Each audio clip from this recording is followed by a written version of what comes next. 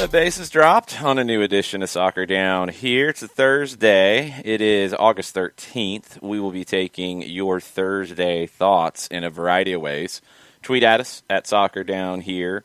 Join the Twitch pitch. Hang out on the Twitch pitch. I don't know. It's one of the possible names out there. Twitch.tv/Soccer Down here. You can come hang out, watch the show there, join the conversation there. We also have an email, old school, soccerdownhere@gmail.com. You can get to us there as well. Let us know what your Thursday thoughts are. Okay, tons of stuff to get into this morning. We had Atlanta United to struggle last night against one of the best teams in USL in the Tampa Bay Rowdies. Never really got going strongly enough for the twos. We'll get into that. If you guys watched, let us know what stood out to you. Nashville got their first MLS win ever with a late deflected goal from David Accam. The Nashville squad goes to Frisco, Texas, day of the game, wins the match, goes back. You know, the new normal of MLS, Nashville was able to ride that to a road win. Love to hear your thoughts on that one. Champions League yesterday, Atalanta looked like they had it. All the way to the 90th minute, they looked like they had it. Then they gave up an equalizer. Then they gave up a winner, and PSG is through to the Champions League semifinals. The under did come out right. I did have that part right. A lot of people were hoping Atalanta would get that win, but PSG showed their mental strength coming back and doing that. Neymar was really good in the match, but really bad in front of goal in the first half, but was everywhere and was electric. And it's one of those weird ones, but PSG does find a way to get through here. So we've got Champions League to talk about today. We've got lots of things off the field. Blaise Matuidi is officially a member of Inter Miami. That deal is done. It is targeted allocation money, not a designated player deal. So all kinds of topics. We'll be taking your topics as well. Let us know where you want to take it. I would like to start, John, with a little bit of audio. Last night, before the Dallas-Nashville game, the players took a knee as the national anthem was being played. There were fans in the stands in Frisco, Texas. I have not seen an attendance number. They were originally going to say about 5,000 fans were allowed. 2912 is what I heard from CBS DFW. 2912? Yeah. Okay, because they had originally said 5, and then they added increased social distancing measures, and that was going to take it down to about 3. So 2912 were in the building, and the national anthem was played. Fans were in the stands. The national anthem was played, and both teams and referees all took a knee during the national anthem. There were boos. There were objects thrown. Not everyone was booing. Let's make that abundantly clear. But there were objects thrown, and there were boos, and Angel Madison Franco, who is a reporter for the Dallas News and Al Dia Dallas, asked Reggie Cannon after the match. Remember, press conferences are being done via Zoom right now. And she asked Reggie Cannon after the match for his thoughts on what happened. And this is what Reggie said. It's a little over 2 minutes, but I think it's important to hear the raw emotion from Reggie Cannon when he was asked about what happened at his stadium after or before the match last night. That, and if you had heard them. I think it was disgusting. I think it was absolutely disgusting. You got fans booing you for people taking a stand for what they believe in when millions of other people support this cause. And we've discussed with every other team and the league what we're going to do. And we got fans booing us in our own stadium. How disgraceful is that? Honestly, for a lack of a better word, it pissed me off. We discussed that prior to what we were doing. We discussed it with Nashville. Everyone from Nashville was on board. Everyone across the league was on board with what we're going to do. We asked for no anthem because we don't feel it was right for the anthem to be played at this moment. They ignored our wishes. So we were going to kneel regardless, if the anthem was played or not. But unfortunately, it was played during these times where we asked for an anthem not to be played, and it pissed me off that you can't even have support from your own fans in your own stadium. Mm-hmm. It's baffling to me. As a team, we try to give the best possible product on that field, and these last 6 months have been absolute hell for us. Absolute hell. because we have to watch other people play soccer, and we're just sitting at home, unfortunately, contracting COVID from the unfortunate situations that we were put in. And an opportunity presented itself to play tonight, and unfortunately, we're mad and upset not to get the win. But I was pissed. Everyone around me was pissed. Ryan Hollingshead, the first thing he said to me after we got up off the knee, he said, "I'm sorry. I'm sorry for our fans." Because we had someone chanting USA when they don't understand what kneeling means. They don't understand why we're kneeling. They can't see the reason. They just think we're the ignorant ones. And it's incredibly frustrating. I'm sorry to have this tone, but you have to call it for what it is. I even knew when we decided to kneel, I knew it was going to happen. I had a feeling that should tell you guys something, that I knew we were going to have some negative pushback from having a unified response over what's going on. That's the problem. That's a problem. And it hurts me because I love our fans. I love this club. And I want to see the support that the league has given us, that everyone has given us from our fans. And I love the people that came out tonight, but as soon as I heard that boo, yeah, you can just hear the raw emotion in Reggie Cannon's voice. You can't blame him one bit. I heard about that as we were calling the Atlanta United 2 match. Started to see some of the comments about how all that went down, and I hadn't had a chance to hear Reggie's comments until this morning. And I mean, it has to anger you. You can find that, and that part is clipped. I don't think the whole press conference is available online, but that part is clipped. You can follow Angel Madison Franco at Angel Madison _ covers FC Dallas for the Dallas News and Al Dia Dallas. It's just frustrating, like he said, people who don't understand what they are, making this stance about. And the Black Players for Change in Major League Soccer have been incredibly clear as to why they are doing what they are doing and what they want to see. And there's no ambiguity about it. There's just no ambiguity about it. Jason Nix and others have said, and this is something we said during the NWSL event, and this shows you, I guess, the differences in different groups of people. In the NWSL event, they did play the anthem, and we were told that the players wanted the anthem played. They wanted that moment to show their form of protest. Reggie Cannon tells you here that they did not want the anthem played. My general default is the anthem shouldn't be played before a professional game. And if it's not involving national teams, you don't need the anthem. It has nothing to do with the game itself. If you feel like it's tradition and you feel like it has to be played and all that because that's the way it's been done, and it hasn't been done forever. It's been done that way. What was it, after World War II is when it really started to become a common thing. Do it before the players are out on the field. If you feel like you should do it because it's a public event, I disagree with you. I'm not going to boo you or throw things at you. I'm just going to disagree with you. That's the number one thing here is people have absolutely lost the ability to respectfully disagree. I mean, this is not even something to really disagree with, but just shut your mouth and stop throwing things. Good grief. But you feel like it has to be played? Fine. Play it after the teams warm up and before they come out. Don't put the players in that situation. You don't think that affected Reggie Cannon as he's getting ready to play a match for your team, representing your city? You don't think that has an effect on him? Seriously, think about what you're doing. Think about what you're presenting to the world. And you put Reggie Cannon, who's a homegrown player through your club, who loves your club through and through, you put him through the emotional ringer before kickoff. Think that's going to help your team win? Think that's going to make things look good? Please, please, please. If you disagree, fine. There's fine. You disagree. Don't. If you say you're a fan of the team, and I'm assuming if you signed the waiver to go to the game here, if you risked safety, because it's a risk, but also going to the grocery store is a risk, I know that. But If you risked that to go to this event, I'm assuming you are a very passionate fan of FC Dallas. You really care to be there. You're not going because there's nothing else to do that night. I'm assuming you really wanted to be there. You really want your team to do well.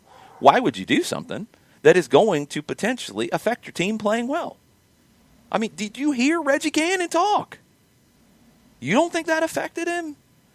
It's just so frustrating. So I feel terrible for Reggie Cannon. I feel terrible for all of the players. I feel terrible that the situation was created. I'm with Reggie. I don't think the anthem needs to be played right now. MLS has said in situations where there will not be people in the stands, it will not be played.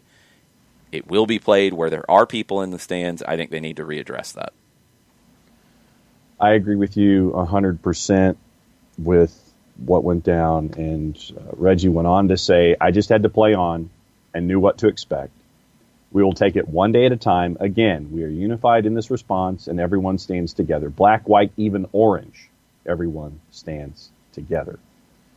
And to hear Reggie and that emotion, the raw emotion, and it was obviously still very fresh for him after the match, the first chance he had to address it. But I'm with you 100%, and it's disappointing that folks don't want to compute everything about all of the behavior and what this means and what they want it to mean, what they want it to accomplish going forward. And absolutely with Reggie Cannon here 100%. It was disgraceful when you have your own fans booing you in your own stadium for taking a stance that I'm at a loss for words very rarely. And to hear Reggie say what he said, it makes you shake your head. It makes you shake your head. It makes you have other emotional responses to it. But the biggest thing, you just sit there and you just shake your head for me in all of this. That was the first thing that I was processing when I heard this go down. Look, you're not, if you are Reggie Cannon, if you are part of the Black Players for Change movement in this league, if you are Ryan Hollingshead standing or kneeling next to Reggie Cannon and then standing next to him afterwards apologizing to him, none of those actions are infringing on the people who are booing or throwing things. It's not infringing. It doesn't. No. If you disagree with their stance, fine. Disagree with it. But to do something like this is just completely and utterly disrespectful, and it's a problem, and it's something that I said it about the NWSL event because I didn't think it was fair to put Casey Short and Julie Ertz and all the other players that were involved, and Rachel Hill, who stood for the anthem next to Casey Short for the Chicago Red Stars, and explained why she stood, and explained that she supported her teammates, and explained everything. Look, this is difficult. It's difficult for grown adults to try to come to grips with and talk about. It's a lot more difficult for young adults, and you've got some very young adults or teenagers in some of these teams, and to put them in these situations I don't think is a good move by any league. So the NWSL, the players did want the anthem to be played. That did come out after this, and it was played throughout the rest of the tournament behind closed doors. I just don't think there's anything good that comes of it. So we will see. But I wanted to start with that because I just hate to hear Reggie Cannon going through that. I mean, look, Reggie Cannon's going to play in Europe, and Reggie Cannon's going to have a great career. He's going to play for the U.S. men's national team many times over the length of his career. Just saying, if you don't think maybe he's very interested in what European clubs have to say to him right now, well, you might be fooling yourself. If an offer comes in, his idea about wanting to stay or go could be a little bit different after this. Mm-hmm. No question. And yeah, it's just I've had to bite my tongue this morning in my comments. I've had to measure my thoughts here, but I'm 100% with Reggie Cannon in that 2 minutes. And I respect the right Do not misunderstand me. I respect the right for everyone to have an opinion about whatever topic it is across the board. But when you throw things and you boo about how someone else feels about any topic, but obviously we're talking about what happened last night in Dallas, I just think that that's disrespectful, and you're not fully computing the situation that's in front of you for whatever reason. I just think that the display last night from some fans in Dallas was completely and totally disrespectful. It's disrespectful to players that you say you love the crest that they're wearing. And that's the part I've never understood about this. When I've watched games in Europe, and this is not just a U.S. thing, don't get it twisted. I've watched fans for teams racially abuse players on other teams and not seem to realize that their team has players that could be hearing that and feeling the exact same way you think you're trying to make the other player feel on another team. It's just, it doesn't make any sense to me. I don't get it. It's not going to change overnight, but it's not going to change if you ignore it either. So hopefully it will, and hopefully Reggie Cannon is not put in that situation anymore. I really hope that doesn't happen further. Let's talk about the match. Dallas and Nashville. Nashville did not have Gary Smith on the touchline. Gary Smith had a test that he did not get a result back before the team left. Came back negative. He was fine, which is good. He got a chance to watch the game, which is good. He would have much rather been there because it ends up being Nashville's first win ever. Very late, David Accam coming off the bench. Gets an opportunity. It takes a deflection. There's really not a whole lot Jimmy Maurer can do. But Nashville defended. Nashville put numbers behind the ball. Nashville is going to play that way. I mean, we know that's how they're going to play. We've seen Gary Smith before in this league with Colorado, with the Atlanta Silverbacks, with Nashville and USL. They are going to be secure first. And in games like this, where they are traveling day of the game, I don't know what the flight is from Nashville to Dallas, but hour and a half, 2 hours? Yeah. Safe guess? Safe guess. Okay. You are traveling day of the game. That's difficult. You're playing your first game in like 5 months. That's difficult. And you find a way to come in, defend, keep Dallas at bay, and then get a winner. And that's, the story of the night is Nashville sneaking out of there with 3 points. John Freeman, their radio play-by-play announcer, called it a heist, which was a good way to put it. I had a chance to listen to the last 15 minutes from him and Kelly Glendenning on radio, and you can hear John's passion for the club because he called the games in USL. I mean, it just comes through, and he was on a roll last night. They played to get out of there with a result, and they ended up taking 3 points home. And in the weirdest of situations, that's how Nashville gets their first win in MLS history.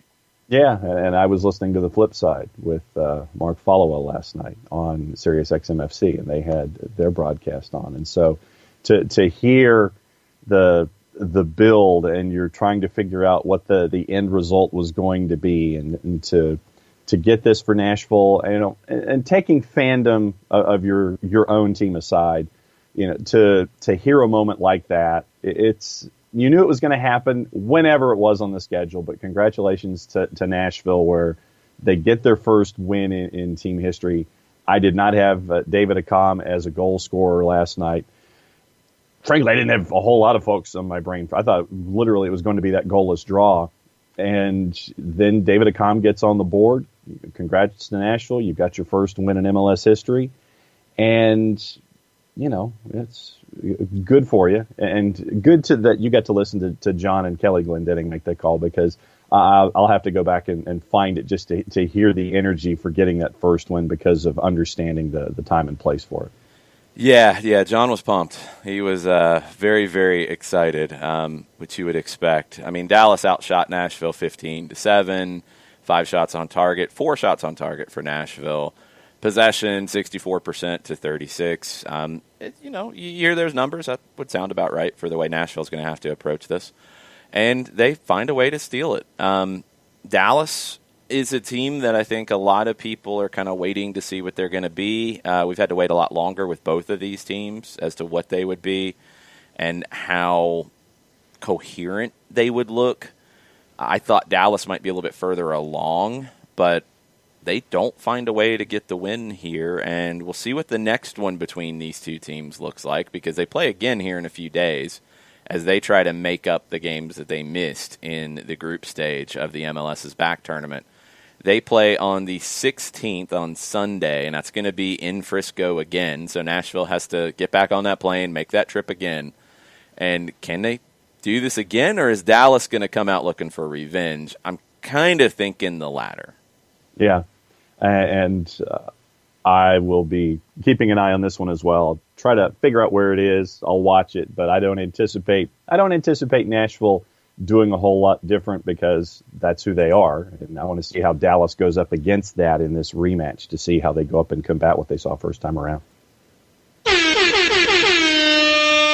All right, the news is broken, but early this morning, it looked like around 7 o'clock it was posted, Inter Miami and Blaise Matuidi, the deal is done. We talked about it this week. We thought it'd be a designated player deal, but Sam Stajkal of The Athletic dropped the news yesterday that it was going to be a TAM deal. Now, you got to remember the way that the CBA has changed. TAM is different. The majority of TAM is just rolled into the cap now. It just gives you more cap space. But there is that discretionary TAM, $2.8 million a year of discretionary TAM that teams can spend or not spend. And it's the same kind of things we're talking about here. The player can't be making more than the maximum salary, which is 1.6, I believe, this year. They can't be making more than that. They have to be making more than the max cap hit, which is around $600,000. And you can use the TAM to buy it down under that max cap hit. So they found a way to do this and get Matuidi on a deal under $1.6 million a year. I'd be very curious to see what his endorsement income looks like, and we'll find out. But these are the creative things you do in Major League Soccer. 33 years old, part of Juventus' squad that won Serie A, World Cup winner for France. There's not a lot of World Cup winners who have played in Major League Soccer. Blaise Matuidi joins that group. Left Juventus by mutual consent, so there was not a transfer fee paid. That's another reason why you can get it down to a TAM deal. I think there was an expectation that maybe there would be at least some kind of a transfer fee played. And David Beckham and Blaise Matuidi both talked about their friendship. Beckham said, "I couldn't be happier to welcome my friend Blaise to Inter Miami. He's an exciting and gifted player and a great person. To have a World Cup winner of Blaise's quality in our new team is such a proud moment for us as owners and for our fans. For me personally, to have a former teammate joining our club is very special, and I can't wait to welcome him and his beautiful family to South Florida." I wonder how long that's going to take, how long it'll take for him to be part of this. Very, very, very interesting move. In this past season, and remember, 33 years old, Matuidi made 35 appearances in Serie A, started 23 times, played 5 games in the Champions League. So played 40, not including cup games, so probably add another few. Started 23 in league. You know, managing his minutes, how is that going to work in Florida? I do want to see what his workload looks like. Now, he's going into a position that Miami has some depth, so they're able to give him some days off from time to time and work things out. I don't know how they pulled this off to get him on a salary that low. That's the thing that has surprised me the most, but he's in, and you still have a designated player spot. So the conversation we had earlier this week, Miami still needs a number 9. They still need a number 9. They still need a number 9. Now they've got a designated player spot to work with to get that number 9. That's also assuming that they're able to buy down Julian Carranza and make him not a designated player, which I think is a safe assumption. You know, you see teams, because there's no benefit to them, when you sign a young player, or you sign a player that just qualifies as a designated player, but you don't have another one, or you're not signing another one, you don't need to spend your TAM or spend your allocation money to buy them down just to have an open spot. So you sign Carranza. He's sitting in a DP slot right now, but the expectation is that you can easily buy him down out of that spot and go sign whoever you want. Who are they going to go sign? How quick is it going to happen? And how much are they going to spend on it? Because it seems like they've got pretty much unlimited funds now to go get whatever forward you want.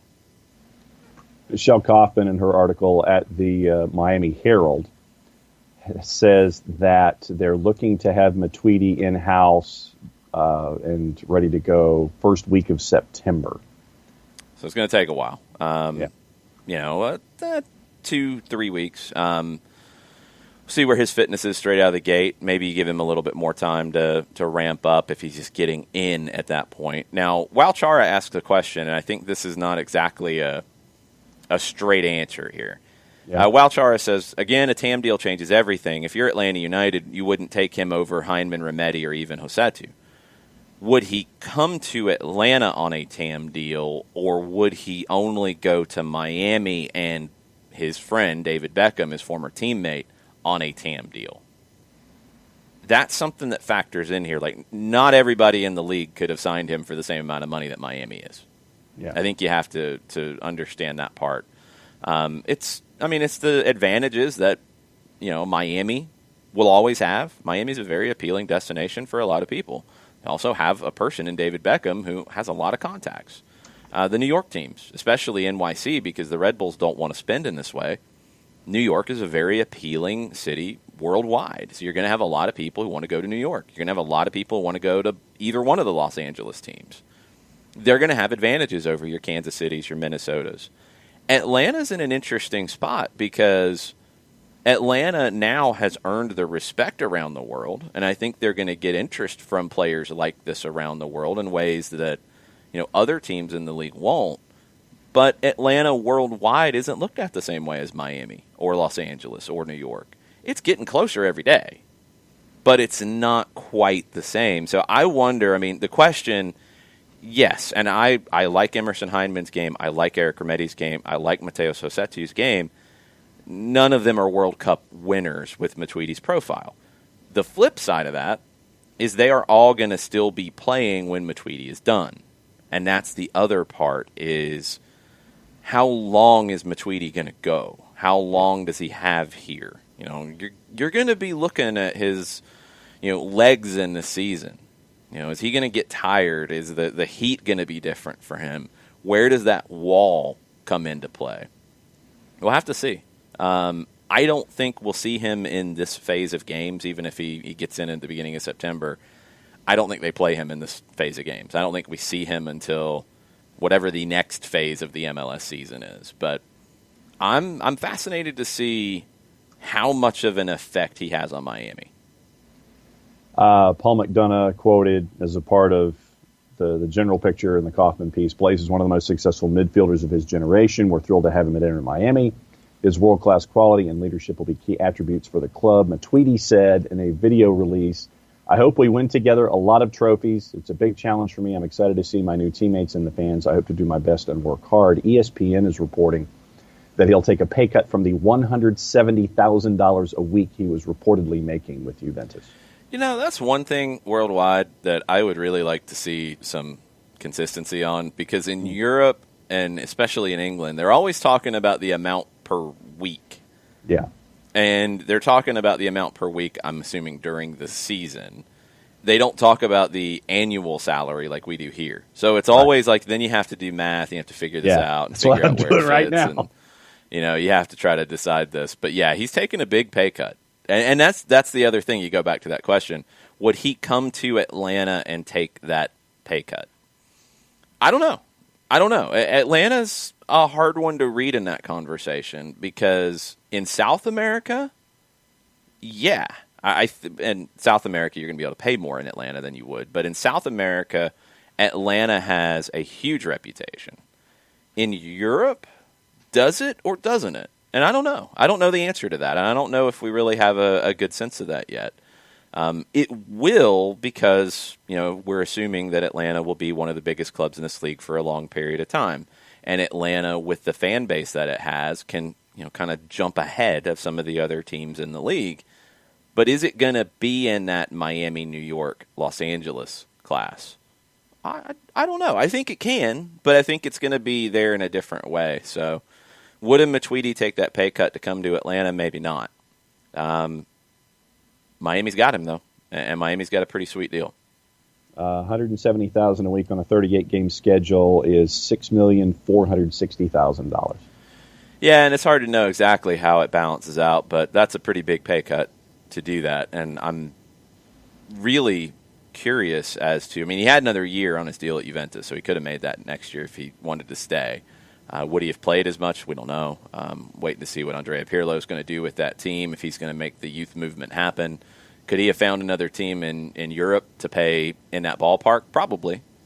Again, I think that's down to the relationship with David Beckham. I think you're able to jump some hurdles, and also it wouldn't surprise me if Blaise Matuidi becomes a sponsor or a spokesperson for a number of different companies. Masayoshi Son, who is one of the richest people in the world, Japanese businessman who is part of the Miami ownership group. You could see a lot of sponsorship deals happen. I'm just saying. That's a way to deal with this. You go back, David Beckham's a prime example. When his deal with the LA Galaxy was announced, I don't know why, because if I remember right, the way this went down is the reporting started talking about how much he could earn and including endorsements in that, and it made it seem like the LA Galaxy were paying him like $250 million over 5 years. And if I remember right, Alexi Lawless is like, yeah, just keep letting that number sit out there for a while because that looks like we're doing a lot. Yeah. All that was like speculation on endorsements. And he made a lot of money on endorsements. But he was getting paid, I think, $5-6 million a year. He was a designated player, and it was worth it to pay him that. Matuidi's not. He can't be making more than 1.6, and I would assume he's making every bit that he can possibly make. But, yeah, I wouldn't be surprised to see some endorsements in his future. Well, and, I mean, think about it. When you have folks that do those metrics, like when... Sorry. It sounds like Eric Lopez is on his way to Atlanta today. Where did you see that? Do you want to share? It was on his Instagram, actually. Thanks to Instagram. Ahmed. Okay, there you go. Roberto Rojas shares it on Twitter. So he's on a plane at least. Yes. We had heard earlier that it might be later in the month or at the end of the month. So if he's on his way to Atlanta, I do not believe there is any form of a mandatory quarantine. Thanks, Ricky Ricardo. Thanks, Walchar. I appreciate it. Don't think there's any form of a quarantine. So he's got to join the MLS team, to join activities. He would have to, and remember, he's not on an MLS contract. So to join Atlanta United 2, let's start there. It's one test a week. That's it. He's in. To participate in the MLS activities, to train with the team even, he's got to go through the MLS protocol. That is, you come in, you've got to pass 2 tests, 24 hours apart, within a 72-hour period. You don't have to wait the full 72-hour period if you get 2 negative tests, so you can jump right in. But 48 hours or so, it's going to take him to do those tests and get into the door. That's in the MLS side. Now, this is where all this gets tricky on 2 fronts. We've talked about it many, many times. The way the rules have been structured in the past and currently, as far as we know, he is, as it's been announced, on loan to Atlanta United 2. He can't be loaned up to the MLS team, no questions asked. That's according to the rules right now. There had been talk before the MLS's back tournament that there would be increased movement between Atlanta United 2 and first team kind of situations, USL teams and MLS teams, because of the condensed schedule, because of how difficult that was going to be. Okay, that rule hasn't been announced yet, so we don't know what that could look like. And 2, it's a different conversation when you're talking about a Jackson Conway, for example, who is under contract to Atlanta United 2, to loan him to Atlanta United. Eric Lopez is reportedly on loan to Atlanta United 2 before joining the first team next year in what I would assume would be a transfer.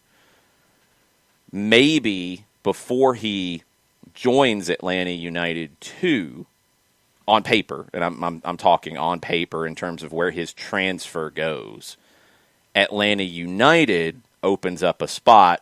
So then he goes on loan to Atlanta United for a year before joining the team on a permanent next year. That could be done. He could come, he could train, they could work on opening a spot, but you're going to have to open a spot because he's going to need an international slot. You don't have one right now. And he's going to need, I would assume, although maybe you can find a way depending on what his salary is, maybe he can slot into a supplemental spot this year on loan. I'm skeptical, but I was also skeptical of Blaise Matuidi coming to MLS on a TAM deal. So, hey, if you can start making the money dance, you can make the money dance. But if he gets registered to Atlanta United too. Now, remember, the announcement is not the registration. The window just opened. If he's being loaned from Olympia, and I hope this makes sense, and please ask questions if it doesn't, because we're kind of trying to figure out how this can look on the fly.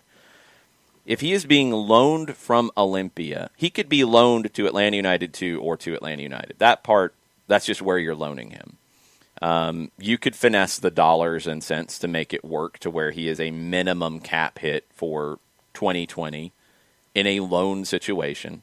You do have to open up an international slot. There's no way around that. You got to open one up.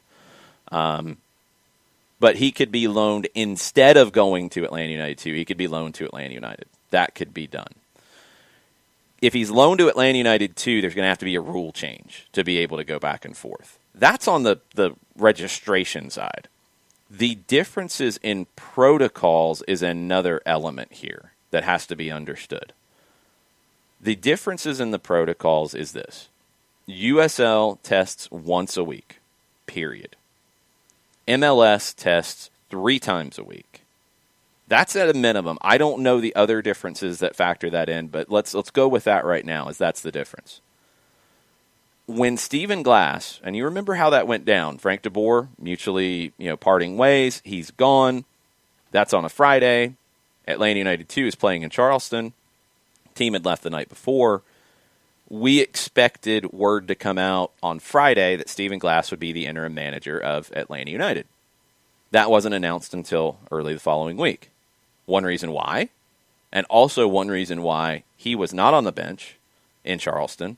He was socially distanced in the stands watching the game, is he had to start going through the MLS protocol to be able to join the MLS team. He had to start taking those tests to get in the door. So you can't just go back and forth. As we've said, if you are a USL player, and this is why, talk about it from last night's game, Atlanta United 2. You had 2 center backs on the team, period. Garrison Tubbs is at Wake Forest now, and we'll see if they have a season. But he's at Wake Forest. He's gone. Patrick Nielsen was injured last night. You didn't have another center back. In a normal situation, you would be able to have George Campbell play with the 2s. You would be able to have Lawrence Wyke play with the 2s. No problem. You float back and forth. All's good. You can't do that right now. And even to the point that when we talked to Tony Annan for our 1v1 this week, you can't just have academy players jump up and join because the academy side has protocols as well. They can't just jump up and join in the USL. The movement back and forth is not what it usually is. So, and Tony talked about it. If you're going to have an academy player come up and join and not play a bunch of games. Now the conversation is a little different. We don't know how long Patrick Nielsen could be out. Hopefully not long. It looked like a contact injury and not a ligament or any kind of a strain. Fingers crossed because he played really well last night. Yep. But you're going to have to figure that out. And whoever makes the move is going to have to be there for a while. It's not going to be something where they're floating back and forth, even if it's an academy player. Because they can't go play with Atlanta United 2 and then on the weekend, go play in the U19 game or go play in a U17 game. You can't do that right now. The movement is not the same because of all the protocols. That's what makes this complicated. So for Eric Lopez, if he's going to play with Atlanta United this season, it seems like the best way for that to happen would be for him to be loaned to Atlanta United rather than Atlanta United 2. Is that possible? Well, right now, you don't have the international slot to make it happen, and I think you'd probably need a senior roster spot, although, again, you might be able to make the money dance to slide him into that supplemental spot that's available, but that would be a big reach in terms of that money would be dancing like Prince, and it'd be really impressive. Who knows? Maybe it's possible. And I went with Prince over Usher or Michael Jackson. Those were the other two possibilities that popped into my head. Okay. Because it's going to take some splits and probably playing a guitar and probably singing a falsetto, too, to make that work. I don't know. We'll see. But it appears he is on a plane headed to Atlanta, and then he will start taking his coronavirus testing to be able to join one of the teams and start training. Yeah. So, yeah, I'm glad that you went over the logistical gymnastics and all of the... I think I covered all the different possibilities, but seriously, if there's questions, let me know. I'm not 100% that every aspect of that was 100% correct. But the that's larger what I point, know. Just the larger point here is, I think to me, is that you can't just yo-yo back and forth and do what you were saying, like, well, okay, you're going to play here, and then on the weekend you're going to play here. The yo-yoing is an impossibility, and there has to be a locked-in plan and place and process here. It's not just something where you can sit there and take the piece on the chessboard and go, okay, well, we're going to move him here today, and then we're going to move him here. No, there's stuff in place that has to be adhered to. Yeah, it's just, I mean, the registration is part of it, although there is that rumor that could be loosened. The protocols are what makes it so difficult right now. I mean, we'll float back to Atlanta United 2 real quick. Now you've got a tough decision, because even if Patrick Nielsen's injury is short-term, is he going to be ready to go on Saturday? Yeah. That's a quick turn. For a player who could hardly jog last night. If you watched the game, he gave it a go. He tried to come back in, and it was great camera work by our crew to catch him warming up on the sideline, trying to test that knee after the collision with Lundgaard, and he couldn't cut. He couldn't go side to side at all. So is he going to be ready to go Saturday? I'd say that's not all that likely. Yeah. And you don't have another center back. You have Madou Jadama. You saw Abdoulaye Diop drop into that role last night, and you also saw that was a reason why there was a goal, the second goal, because they were not in sync and kept Juan Tejada onside. For Kard Ahmed, with a possibility that is a very well-thought-out possibility. Lawrence Wyke could be loaned to Atlanta United too, and that clears the international spot.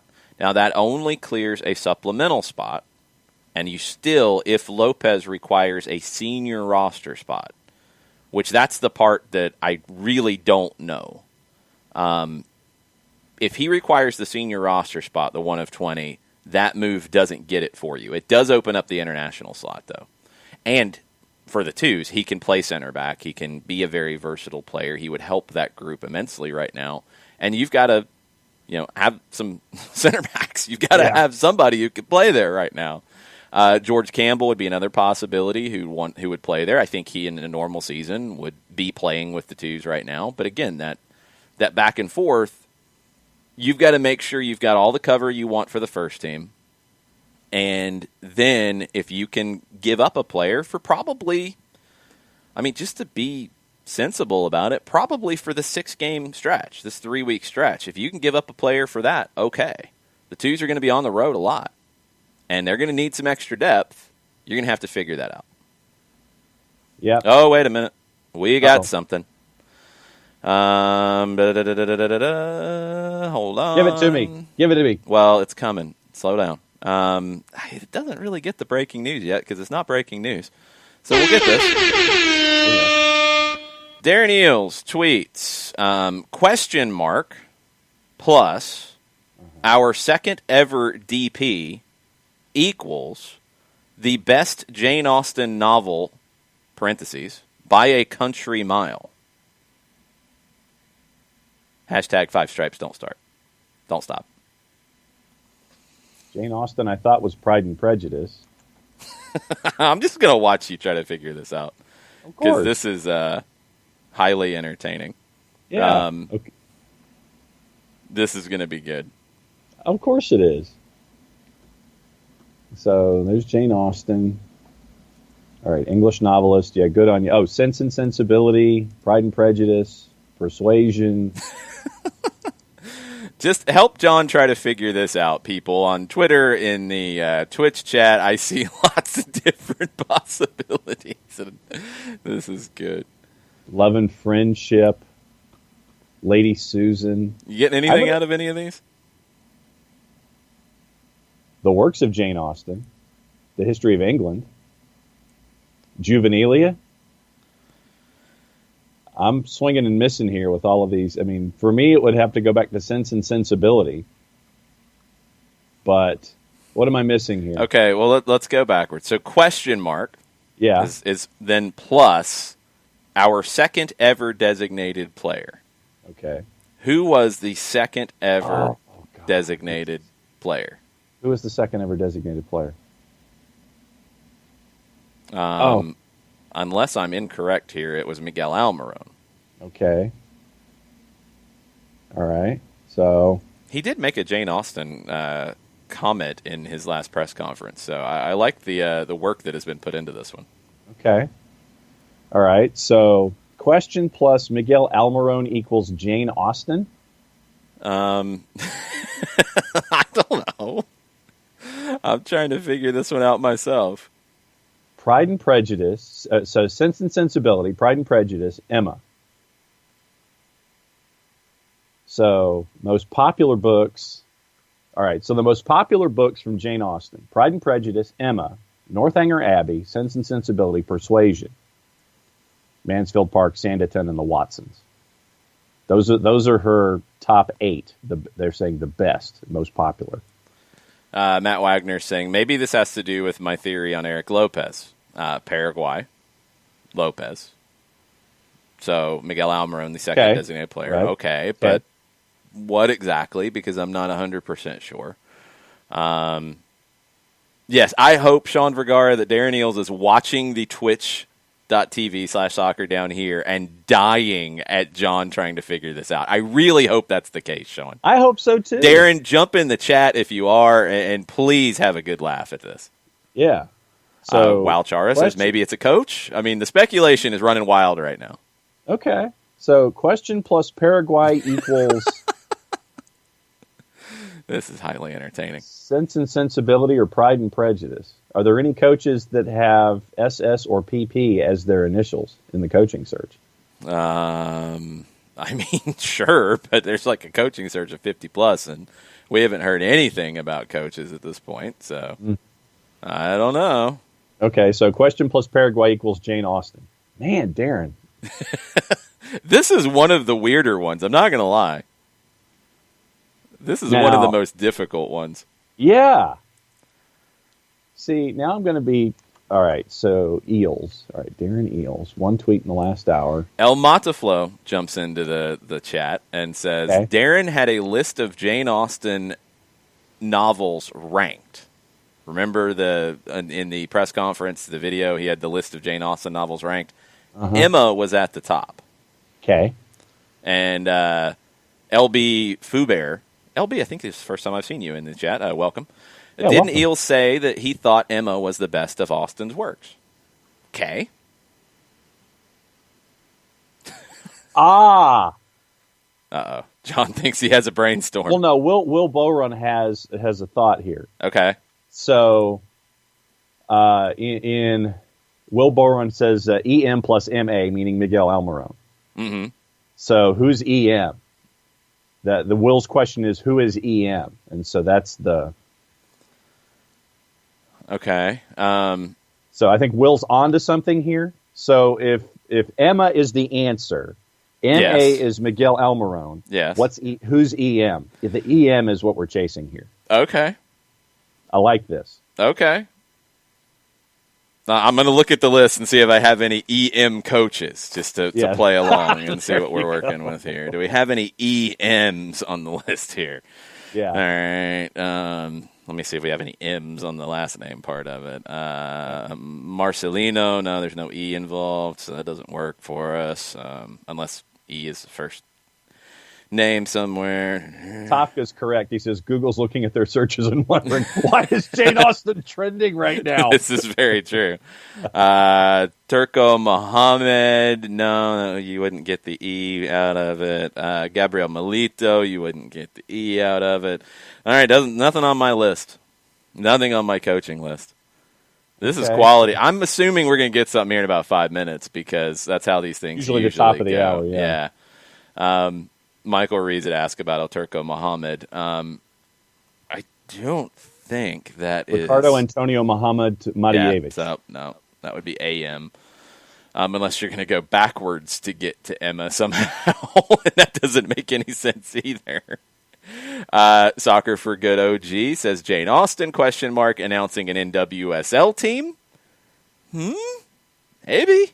All kinds of stuff happen. We've got teams being announced, we've got players being signed, and we've got coaches being signed.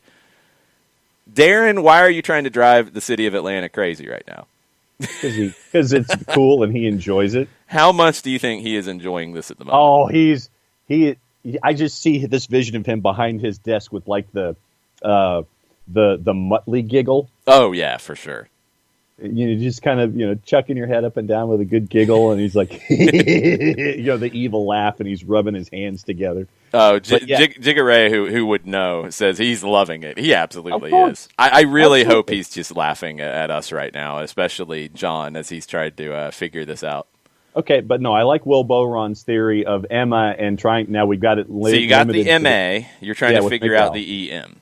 Right. That's where I you're like at. that. I like that theory. So that's where I am. Is like, what is the EM? Okay. So that's the theory that I'll go with. Will Boron gets a plus from me. Okay. I mean that's fair. Who it is would be very very interesting. As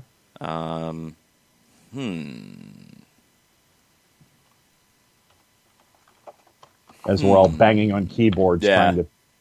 Yeah, it's like, Atlanta Phoenix says the Atlanta Emma FC coming. I hope they come up with a better name than that one. I think they will. I have higher hopes for that.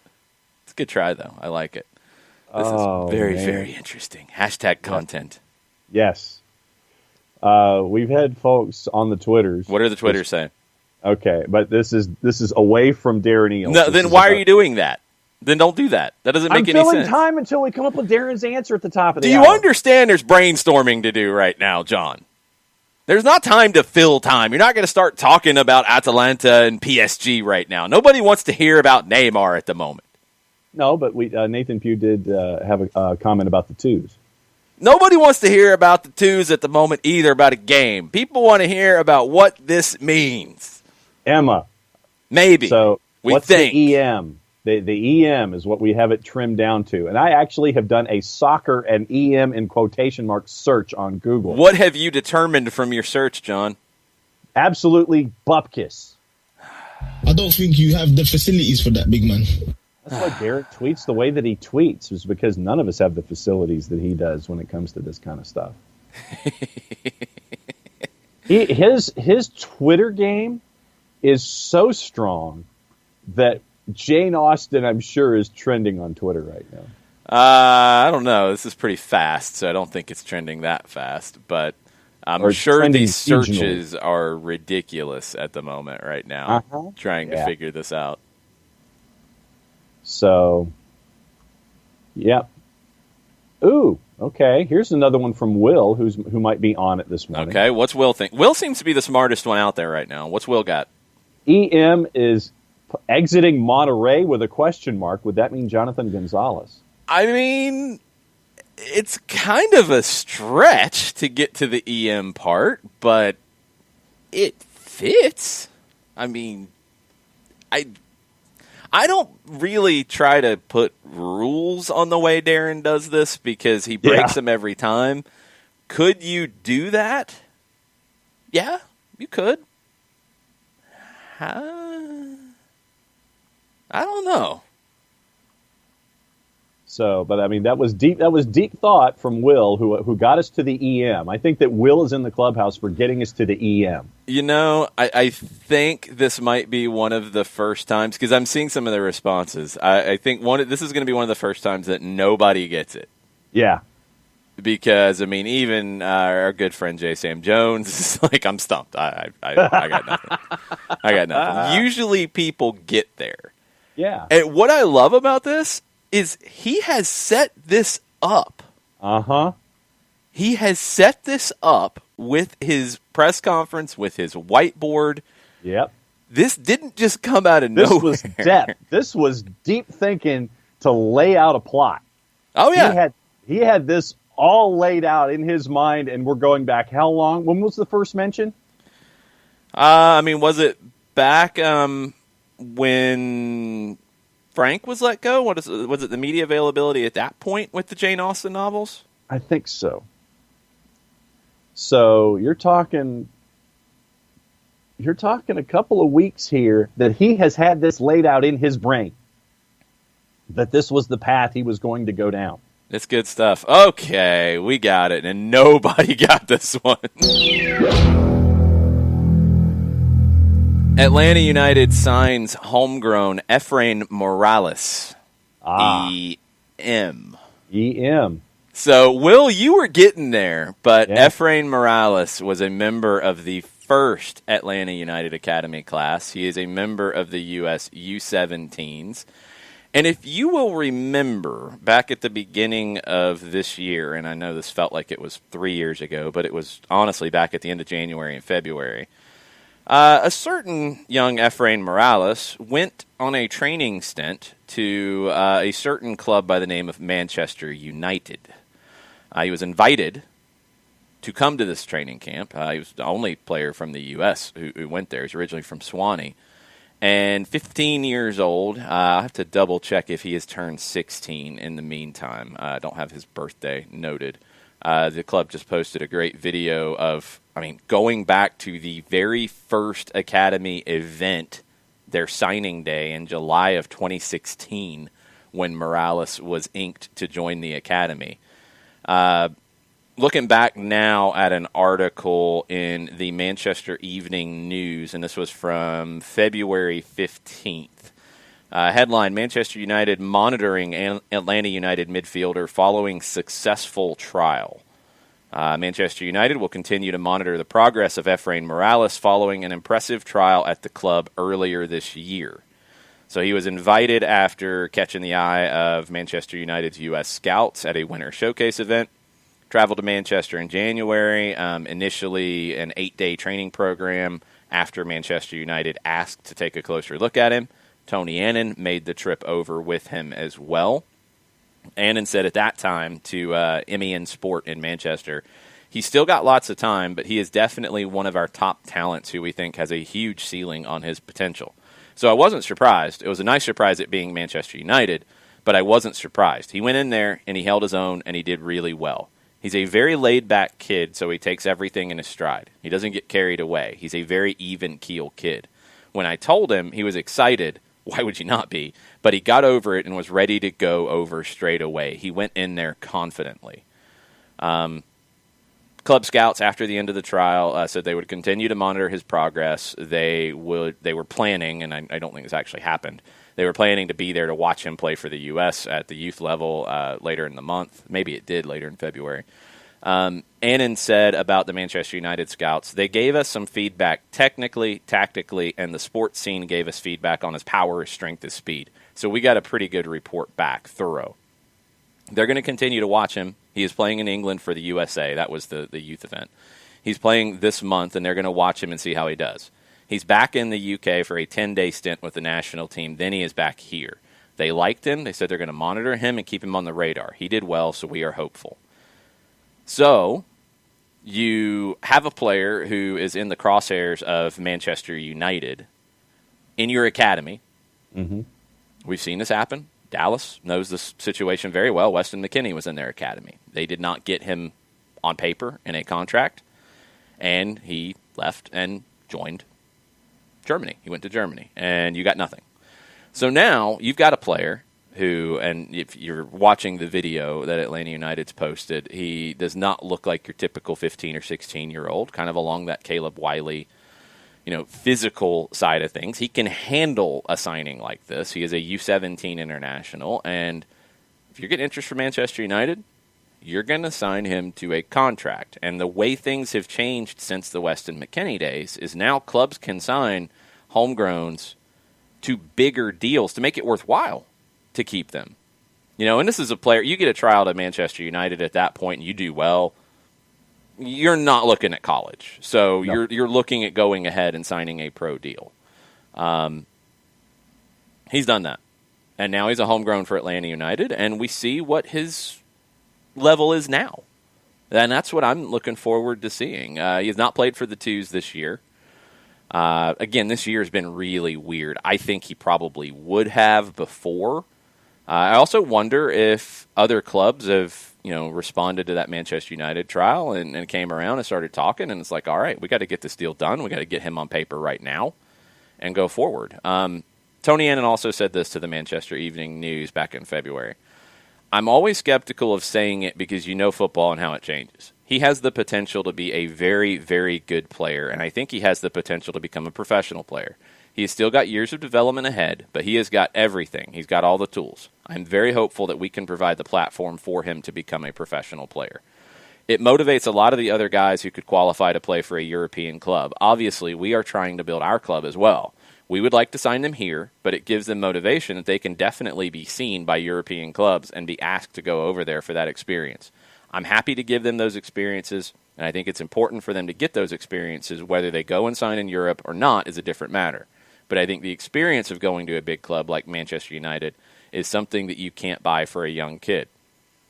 It's very interesting to see this one get done right now, and I'm assuming that because I've seen nothing to say that this Manchester United trial, was nothing but a success for him.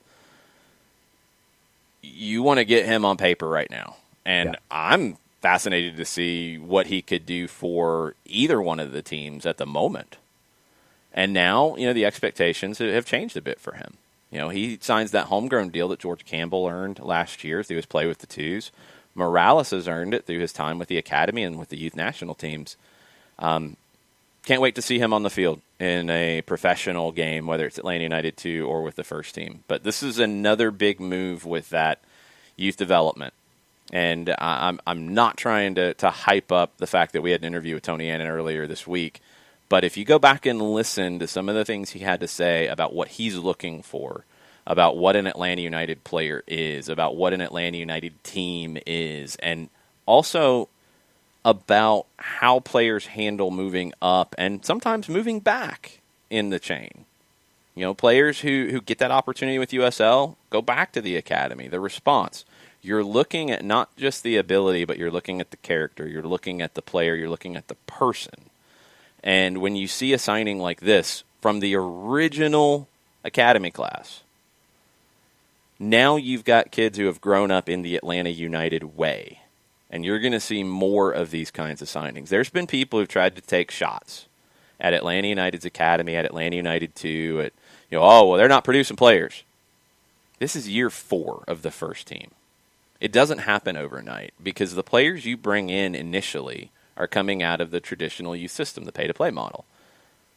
The players that you are signing now, the players like a Caleb Wiley, who has not looked like a 15-year-old at all in USL Championship, a signing like Efrain Morales, these are kids who grew up in your academy. These are kids who know nothing other than the Atlanta United way, and they're going to be so much further along. So it's really exciting to see Morales, Wiley, Will Riley, Coleman Gannon, Jackson Conway, who's on a pro deal, but with Atlanta United too, George Campbell. More and more and more are coming. And it's a credit to the job that Tony Annan has done, being there not quite day one, but pretty close, and building an academy that is now starting to really produce talent, and talent that is getting the attention of a Manchester United, getting into youth national teams. It's a credit to the job that the club has done to build that part of it alongside winning an MLS Cup and winning a U.S. Open Cup and winning a Campeones Cup, because it's 2 different tracks, and they're finding success on both. 6'3", 170-pound defender, turned 16 back in March, signed as a homegrown player to take effect January 1st, 2021. That is the official transaction. Couple things here. So and I'm going to try to catch. I know I'm coming back to the Twitch chat. I know I've missed a few, so if there's something you want me to comment on, please insert it again. Captain Ragamuffin says you get 100% for the sale of a homegrown, right? And that is 100% correct. So that's part of it. Walchara says, I mean, I want to be excited, but wasn't Will Vent a similar situation? He was not. He was a player who was in Manchester United's academy. His father worked in England. When his father left the job and came back to the United States, there were a number of clubs who wanted to bring Will Vent in. Atlanta United was the one who did.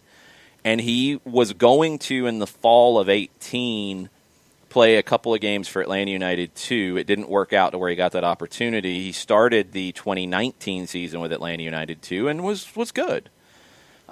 He had some big mistakes as well at times, but that's what you expect from a young player. He didn't get the contract I think he was looking for, and he left in the summer. And he's gone on to Colorado and signed a homegrown deal there. So Will Vent is a talented player. I think Will Riley is a year younger, and he started to win those minutes in the central midfield. That's that competition we're talking about. So it's a little bit different situation, Walchara. A little different in this. Morales is a true homegrown who has come through your academy and is Atlanta United through and through. Didn't come in and drop in and try to earn a contract. So it's a little different. Ricky Ricardo, 6'3", 170 as a 16-year-old. Wow. Mm-hmm. He's a big boy. Mm-hmm. I do want to – he's listed as a midfielder in the video that Atlanta United's posted. I've seen a lot of him playing defense as well. I think that's what he's primarily played at this point. I want to see if he – 6'3", you think center back immediately, but it looks like he's played a good bit on the outside. Could he be a center back or a holding midfielder? It's young. These players move around positions. Positions are not nearly as structured as they used to be, but I want to see where he ends up settling. Domer says, if any of us were a young signing, we would print out and frame Darren's cryptic tweet of our signing. It's an honor. Yeah. I agree, although I don't know if Efrain Morales is up on his Jane Austen novels. No. I'm not, so if he is, more power to him. Jigare says, Tony saw Zion Jones leave after not receiving a deal as early as he wanted to, which is absolutely true, and I remember talking to Tony about that, and he was very frustrated. Wanted to get a deal done. Zion Jones was a very young, talented player coming through. It hasn't worked out for him since he left. He didn't get a contract at Schalke. He was with the Charlotte Independents and wasn't seeing a ton of time there last year. That can happen to young players. That's why this isn't a guarantee. That's why Tony said the things he did to the Manchester Evening News. Just because Efrain Morales is one of the top U17 players in the country right now doesn't guarantee that he's a pro we're talking about at 30 years old. You don't know. But he has all that potential. And now you're not in that situation of a Weston McKennie, a Zion Jones, a youth national team player who walks on a free and goes to sign in Europe. Morales is under contract for you. Bernd Dursberger said on the DA website it says midfielder, but it's confusing different descriptions and different articles. That's typical with youth players. I would assume that maybe he's played different roles with different groups. So I'm curious to see. There are questions about Zion Jones. Where is he now? He's not playing anywhere now. He's not under contract. Charlotte did not pick him up. Atlanta Phoenix says, could he go to the twos this year and help the defense there? He could. He absolutely could. If he's a center back, he'd be welcomed at the moment. Dude. That's definitely a need.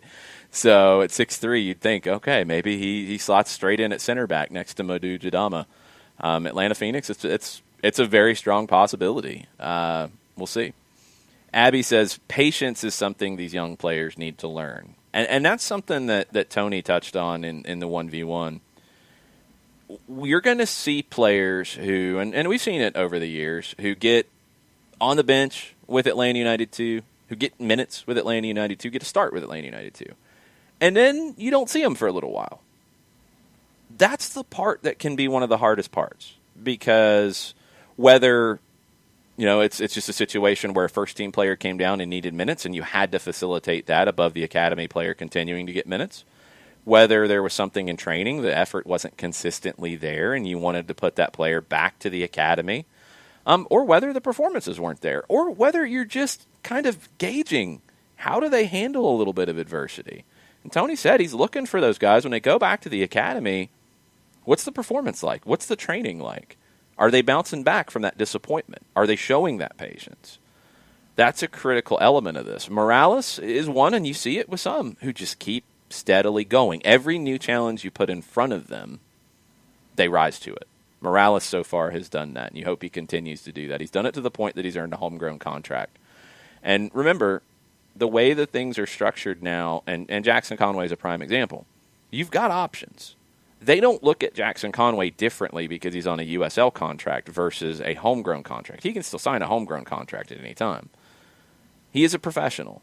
Efrain Morales is now a professional. There's a different level of expectation that comes to it. Tony mentioned that he sets an example. He absolutely does. Every kid who played with Efrain Morales wants to be Efrain Morales now.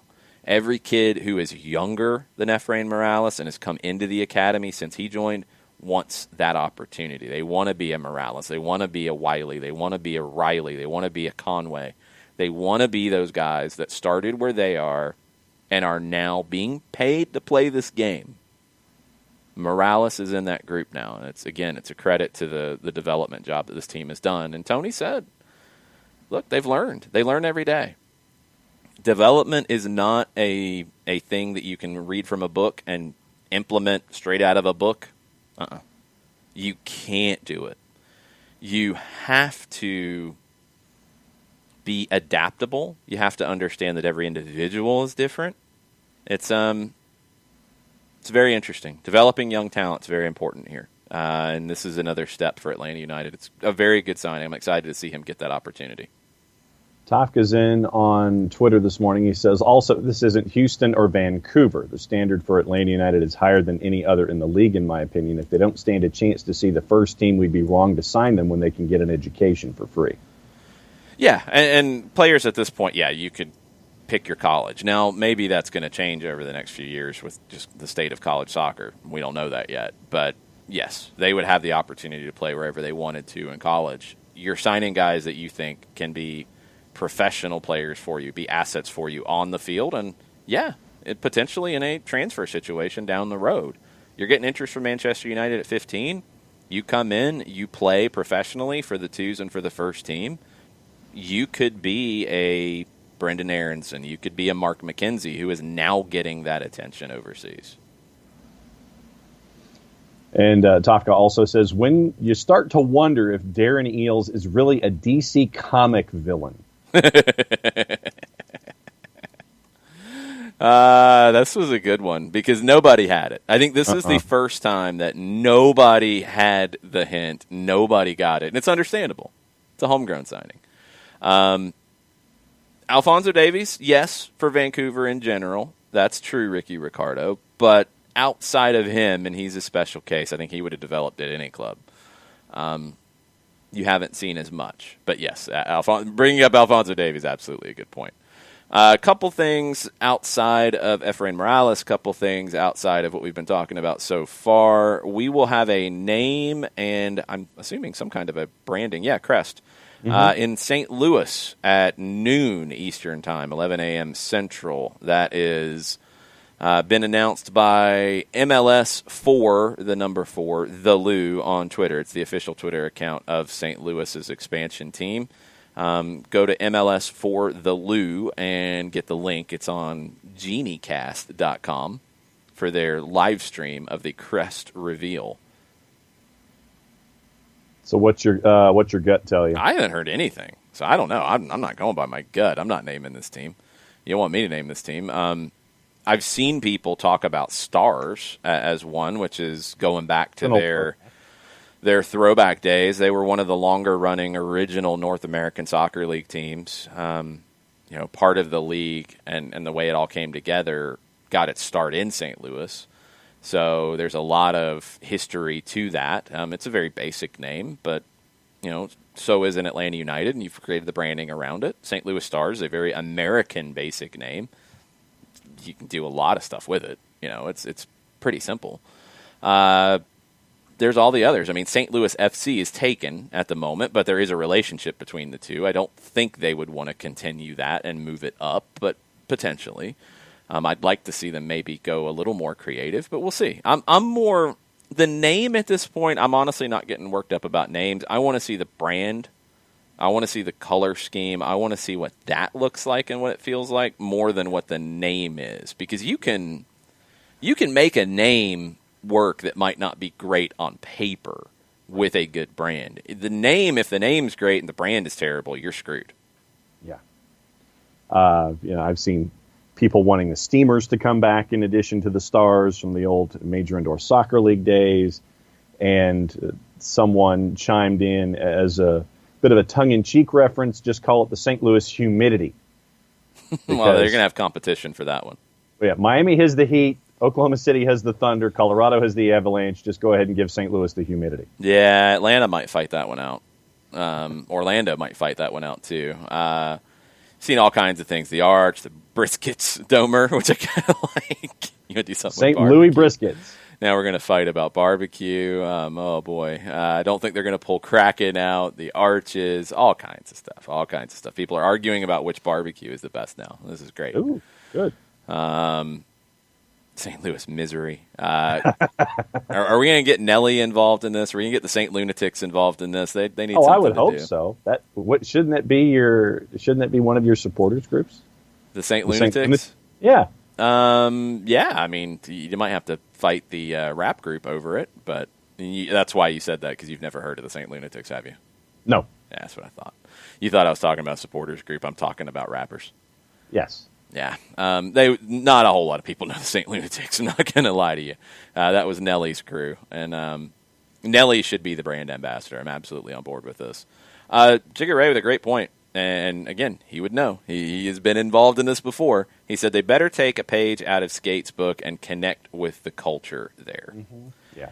I'm really curious to see what that looks like. St. Louis, from a soccer culture, people have expected St. Louis to have a MLS team for, honestly, since day one, because they have a ton of history in the game. It's one of the hotbeds of the American soccer rise. I mean, you look at the 1950 World Cup team, a lot of St. Louis ties.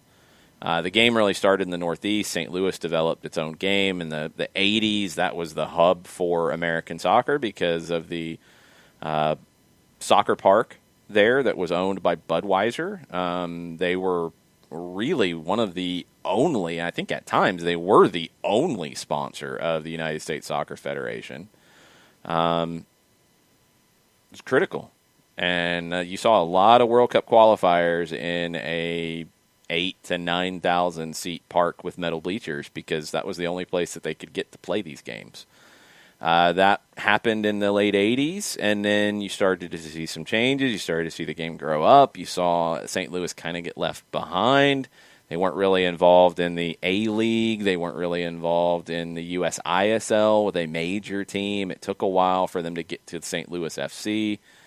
You've had youth clubs there that have been incredibly successful. The Scott Gallagher Club has been a thriving one for a number of years. You've seen players from the St. Louis area, players who played at St. Louis University, go on and play in Europe. But there hasn't been the right owner. There hasn't been the right ownership group. This feels like the right ownership group to get in the door now. It feels like this is what St. Louis should have been maybe 20 years ago. And it's exciting to see them in the league. It's exciting to see what they do with this. But I'm with Brad on this one. You got to have the connection to that culture. And that culture is a very diverse one in St. Louis, especially in the soccer community. You've had a lot of immigrants come in and contribute to that community. You've got to represent that. You've got to represent St. Louis as a city, as a region. You've got to represent them as a sporting culture. You got to get this right, because St. Louis is a crowded market. You know, the St. Louis Cardinals dominate that market from a sports scene. You don't have the NFL right now. You don't have region. What's that? They dominate the region. Yeah, I mean, it's that whole from Arkansas all the way up Mississippi River. It is Cardinals first. Yeah, but you're not looking right for MLS. You're not looking at Arkansas right now. You're looking at St. Louis, and that's all you need to focus on. So in St. Louis, Cardinals got everything. The Blues are hot right now. Kind of a Nashville situation where the Predators were hot when Nashville was announced. The Blues are hot right now. But you don't have the NFL. You don't have the NBA. College sports in St. Louis, not quite the same thing. You're going to be competing with the St. Louis Cardinals, but you're going to be an alternative to that. Yeah. And that's going to create some interesting ideas. So I'm very excited. I'm very, very excited to see where this goes. Bartimus Prime is saying that he hopes to incorporate Olympics in the name. Yeah, and that's another one. Like, there's only a few cities that can pull that off. Atlanta was one. And there were people who pushed for it here. It can be.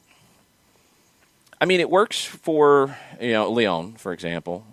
Even though what is their Olympic history? I mean, other than just France's Olympic history, which was involved in creating the Olympics, Lyon's never hosted it. In the U.S., I mean, Los Angeles could play down that road. You're not going to see a team in Lake Placid or Squaw Valley anytime soon. I don't know if the Winter Olympics carry the same weight, but yeah, St. Louis hosted the Olympics in 1904. That would give them a nod to the past that could then maybe be used to open the door to some of the soccer history in the past. I don't know. St. Louis Athletic, Tesco goes. I could really be sold on Stars if they do it effectively. That's a team, North American Soccer League brands, some have value, like the Sounders, like the Timbers, like the Whitecaps. Cosmos, I think, still has a value even where they are now, which is not the same. Stars is the second longest running team from the North American Soccer League from the beginning. The Dallas Tornado lasted the longest. They were originals, and they got to 81 before Lamar Hunt pulled the plug. The Stars got to like 77 before they went west and became your California Surf. But the St. Louis Stars were also the team in the North American Soccer League that started to actually have U.S. players and local players in that team. They were the first one and the only one for pretty much the whole run of the league. So you've got a lot to play off of. It's a simple name. You're going to have to make the branding work around it, but it does nod back to that history. Joe, come back to me here. Joe saying that we're missing the club ambassador conversation. Bring it back. Things happen. We get sidetracked. This has been a busy day. Yes. So bring it back. Ricky Ricardo, bring it all back. Let's hear. We're talking anthems. We're talking club ambassadors. What is the Twitch pitch or clubhouse or locker room or boot room for the Euro snobs like John? What are you guys thinking about? I'm going to let you circle that back. I'm going to get caught up on that, and John is going to tell you all about Steve Apolinski right about now. He could do that. Apolinski and Associates, LLC, proud supporters of everything soccer down here in the SDH network. Wrongful death and serious injury attorneys, over 30 years of experience, over $40 million in judgments for clients in Georgia and Alabama, recognized as legal elite, top 100 firms in the state of Georgia for what they do. This is a road you unfortunately have to go down. A couple different ways that you can catch up with Apolinski and Associates for a wrongful death and serious injury matter. Go to aa-legal.com. That's the website. Pop-up window pops up, low right-hand corner. That's why they call it a pop-up window, because it pops up. You can have a live chat 24/7, 365 or 366 in a year like this one that is sized as such. Shoot Steve an email, steve at aa-legal.com, if you want to reach out to him directly or get a free consultation by giving him a buzz at 404-377-9191. Apolinski and Associates, LLC, proud supporters of everything here at Soccer Down Here. The website, once again, aa-legal.com. Nicely done. All right, so the movement on the floor is for Petey Pablo to be the brand ambassador in Charlotte, which is okay. I mean, I think he's a upstate North Carolina guy, but we can make that work. And Nelly in St. Louis, and of course, and I agree with Ricky on this, the first game in Charlotte, you got to play Raise Up, and you got to give out scarves so they can spin them over their head. They absolutely have to do that. St. Louis, what song are you going with? Like, Country Grammar is fine by me. If the team comes out, and this is where, I love the work that Hans Zimmer did. I love the anthem that MLS has created. But Discover Card in the NHL did too. Yeah, we'll get there. That's a little inside baseball or inside hockey. we've got to get to teams being able to have entrance music like pro wrestling, and you can pick out something from your city. That would be cool. And maybe it's, coming out for the warm-up. I don't know. We'll find a spot for it. We'll figure that out. But St. Louis's song, Air Force Ones has come up. We've had a bunch of them. But if you just hit that intro to Country Grammar, and that is reverberating around the stadium, yes, I know Ragamuffin Wrestling isn't real, but the music is real. Music is real. It's real to me, man. But anyway, if you hit that music, that intro to Country Grammar, go play it. Go play it right now and hear that intro. Just imagine what that would sound like in a full stadium where it just starts shaking the stadium. It'd be amazing. Air Force Ones would be great. EI would be great. Hot in Here, obviously, would be great. You got a lot of options with Nelly. Petey Pablo, you got one song. Sorry, Petey, but you got one song. You're not going to use Freak a Leak for the anthem for Charlotte. That would be potentially problematic. There's some problematic songs with Nelly as well, but Country Grammar, you could rework that and make it pretty cool. I would be down with that, absolutely. Brad mentioned, Jigga Ray mentioned this. Is Randy Orton a St. Louis guy? Ooh, I believe so. I think he is. That's a good call. That's a really good call. Jason Nick says Nelly himself is problematic. Nelly's fallen on hard times in the music career. I have a little sympathy for Nelly. I want him to do well. I want him to make a comeback. Born in Knoxville, Tennessee. Okay. I was thinking he had a St. Louis tie. Anyway. Well, I meant I'd be raised there. I'll keep going down this rabbit hole. All right. We went off the rails a little bit here. He lives in St. Charles. Okay. So, yeah, he would work. If he comes out on the platform in front of the supporters and does the pose, that'd be hilarious. I'm all in for these connections. Michael Ruiz with a very good point, and we haven't talked about it very much. Let's talk about Atalanta. 10 minutes away from beating PSG to go to the semis. I was listening to it as I was driving north on TalkSport. You were watching it, and now you're very distraught again. Just as the patron saint for the underdog, you're right there, and then 2 goals in, 149 seconds? And you go from, and Peter Drury had a tremendous call on CBS All Access. But you're that close, and you're rooting for it, and you're sitting there, and it's like, yeah, come on. And when they scored the first goal, it was in the 27th minute. I think the only thing that I could put in our DMs was a bunch of consonants strung together. But, like I said, I root for the underdog first and foremost, and you were that close. And then when PSG makes the sub for Mbappe, and you just see how much of a difference maker he can be, especially on the second goal where he just puts it to a spot, and you're assuming that Choupo-Moting is going to be there for the slam dunk, and he was. And I just tip my hat to Atalanta for a tremendous run, although I wish that the game had ended about 4 minutes sooner. Okay, Jason Nix has brought up something, and I was driving during the game. Greenville Triumph got a shout-out during the Champions League? That's what I saw on social media, but I don't know the context. So what it might have been the a John context, Harkes. That's what I'm saying. Yeah, it might have been a John Harkes reference or something. I don't know. Yeah, give us the context, Nix, and anybody else who saw that. Chris Ashley. They're a sister city with Bergamo. They're the sister city. Okay, there you go. That's the context. That makes sense. Okay. That's awesome. Very cool. I did not get a chance to hear that, so that's very cool.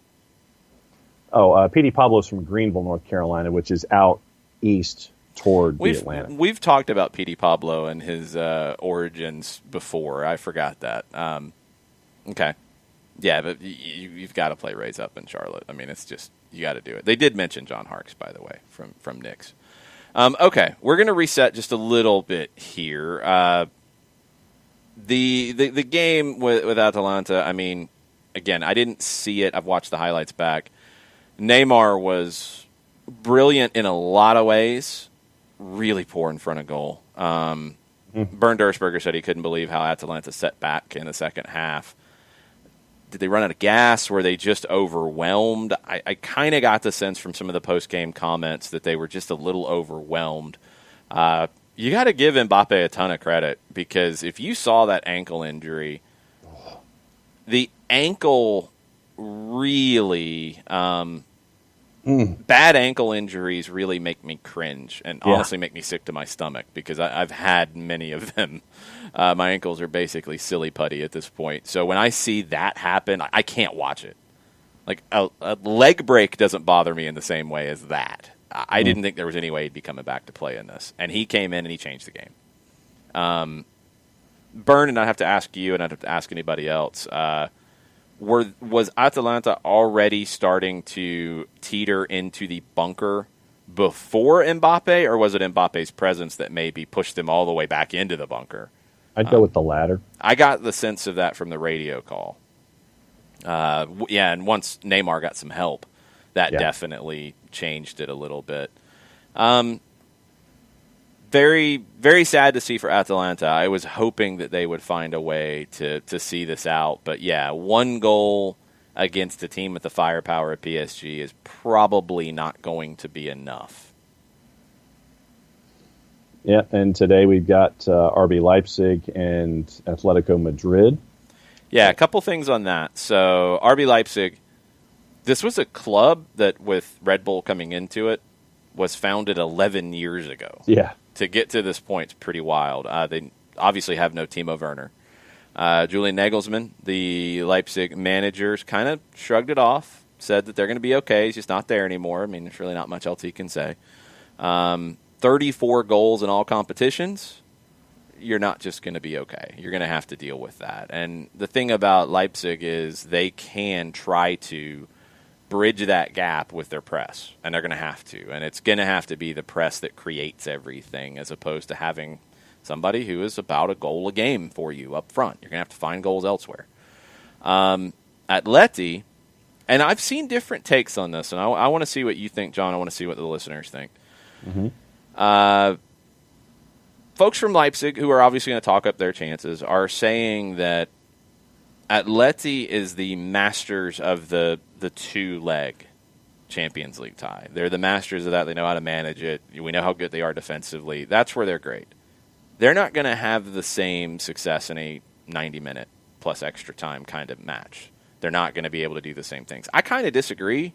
Yeah. I think they can come in and be very defensive, and I think their stance really makes it difficult for Leipzig today. What do you think? No, I'm with you. I think that when you have someone like Diego Simeone, who we know what he has done in these kinds of competitions in the past, and just because, for me, I look at it, just because you're a successful team defensively in a two-leg, why can't you be that successful in a 90-minute setting? So I look at Atleti's experience in Champions League with the runs that they've had, with Simeone as coach. If we looked at this like the Jimmy the Greek old NFL Today rundown, where you had all the different categories, and for me, intangibles is always that one down at the bottom, which was code for which way you really need to bet this one. I would go with the intangibles of Atletico Madrid because of what Simeone has consistently brought to the table as a planner, as a tactician, and with his experience. So he would get category 5 for me, and that's why I would go with Atletico Madrid. What are the numbers looking like? In the aggregate, courtesy of our friends at Odds Portal, RB Leipzig plus 274 for the win in 90 minutes. Atletico Madrid plus 123, and for the numbers to be square after 90 minutes, it's plus 213. You're giving me a plus for Atletico Madrid. I'm taking it. What's the over-under? Efforting. So let's see when the over-under changes from a negative to a positive. Looks like the over-under at 2 is a minus 120. Your over-under at 2.5 is plus 150. I'm not touching it. Well, plus 2.5. At 2.5, it's plus. Mm-hmm. Yeah, I could see it being 2 goals. Okay, I'll take that. So I'm going Atleti, and I'm going under 2.5 goals. That's where I feel like. No, Timo Werner not there. He is in London. He is with Chelsea. He left them, which is what part of this really awkward schedule and strangeness. Atleti has had 2 players test positive for COVID-19. They did not make the trip, obviously. Jan Oblak, the goalkeeper, said that they're fully focused. They had to travel a day later than they had planned. Angel Correa, forward, and defender Sime Vizalsko tested positive. Jan Oblak said this, and this is classic Atletico Madrid. We're surprised that people think of us as favorites. We're expecting a very difficult game, and I don't think anyone is the favorite here. Anything can happen in one match. Atleti thrives as being the underdog. That's the thing for them. They're great at being that underdog team. Johannes says, Atletico Madrid and Portland Timbers have a bunch of similarities. That's a really good point. They feel like real tournament teams. Yeah. Obviously, Atleti has higher quality players, budget, but I feel like their playing styles are comparable. I feel like their manager personalities are comparable. Maybe Giovanni Savarese likes to get out a little bit more and want to attack a little bit more than a Diego Simeone. Diego Simeone would have no problem if the opponent has 20 shots and 2 on target because you're just creating a wall at the edge of your final third and they're shooting from distance, and you have 1 shot and 1 on target and you win 1-0. He don't care. Nope. He don't care. You want to win, doesn't matter. Does not matter at all. Gio, I think, is somewhat like that. He is somewhat like that, but Diego Simeone, he subscribes to... Guess what? It doesn't matter. Goals, attacking play, flair, it doesn't matter. It's winning. And I'm with Johannes on this. That's the classic tournament team. I'm not buying Leipzig's misdirection with the comments that, they're not going to be as good over 90 minutes as they would have been over 180. Nah. Nah. You keep talking that game. Yep. And I agree with the comparison. Portland showed a lot of that in this tournament. Portland has developed. Ragamuffin points out, remember when Atlanta beat Portland and won the MLS Cup, Portland wasn't even supposed to be there, and they got there. Portland disappointed me last year, but I think they're at a point now, year 3 of Giovanni Savarese, that he's got them buying in where he wants them to be. Managers like that will get players to run through a wall. Jarrett says Gio isn't nearly as homicidal as Diego Simeone. I'm not so sure on that one, to be perfectly honest. I would not want to see a fight between those two because I don't know if either one walks out of the room. Yeah. I think Portland has gotten to that point now that they've got that steel in these moments that you need. And Atleti absolutely has that. Yeah. I think Atleti makes it very difficult for Leipzig today because of the way the styles match up. Leipzig is best against a team that wants to play because then their pressing style, which they're going to have to lean on even more without Timo Werner, their pressing style is able to be implemented. If you are Atleti and you come in and you say, you know what? Hey, back line, you guys are allergic to the ball today. I don't want you to have it at your feet for more than 2 seconds. And no, Diego Simeone is not saying the word cooties. No, that's not in his vocabulary. He is saying if the ball's at your feet for more than 2 seconds, I'm coming on the field with a fork. All right? Play it long and make them play. You like your chances if you're Atletico Madrid. And that makes it even more difficult for RB Leipzig to be RB Leipzig. So I really think that makes it even harder for Leipzig to find a way here. I think Atleti wins 2-0. Yeah, I'm right there with you. I think that Atleti is they're going to get it done. Nathan Pugh says, in all caps, Atleti are masters of the dark arts. Simeone is Voldemort. Curses upon him, with multiple crying emojis. I don't love that style of play. I have massive respect for a manager who can do it in this way. Atleti doesn't have the resources that Real Madrid or Barcelona have. They don't have the same level of talent, but they're able to stand on that same platform and fight to the death with them, and I enjoy that. I give them a ton of credit. Also in Champions League, preliminary round for next year, and we talked about this on the show. We didn't know how it would be resolved. KF Drita from Kosovo has had to forfeit their preliminary round tie against Northern Irish team Linfield after they had players test positive and Swiss authorities ordered the team to be quarantined. They couldn't play. UEFA said you can't play. You forfeit. Linfield moves on. We're going to see more of that in these preliminary rounds because you're talking about smaller clubs with less resources that maybe don't have the mitigation protocols in place as well as they would like. Other stuff before we come back and we wrap up with Thursday thoughts. You guys have Thursday thoughts. Tweet them at us at Soccer Down Here.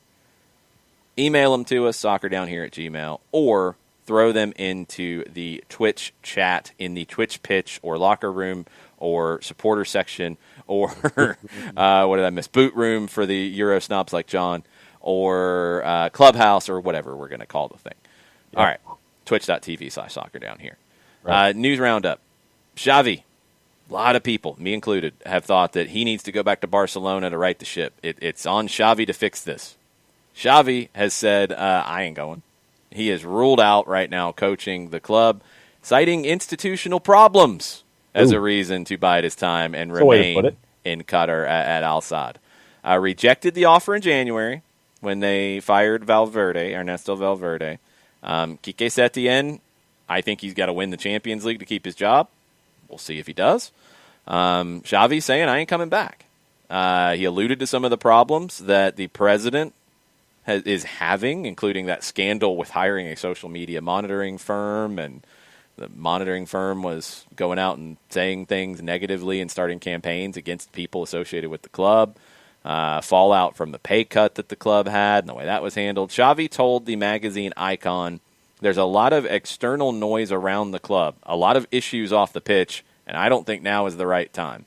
In January, I told them it wasn't the right time, and they haven't contacted me since.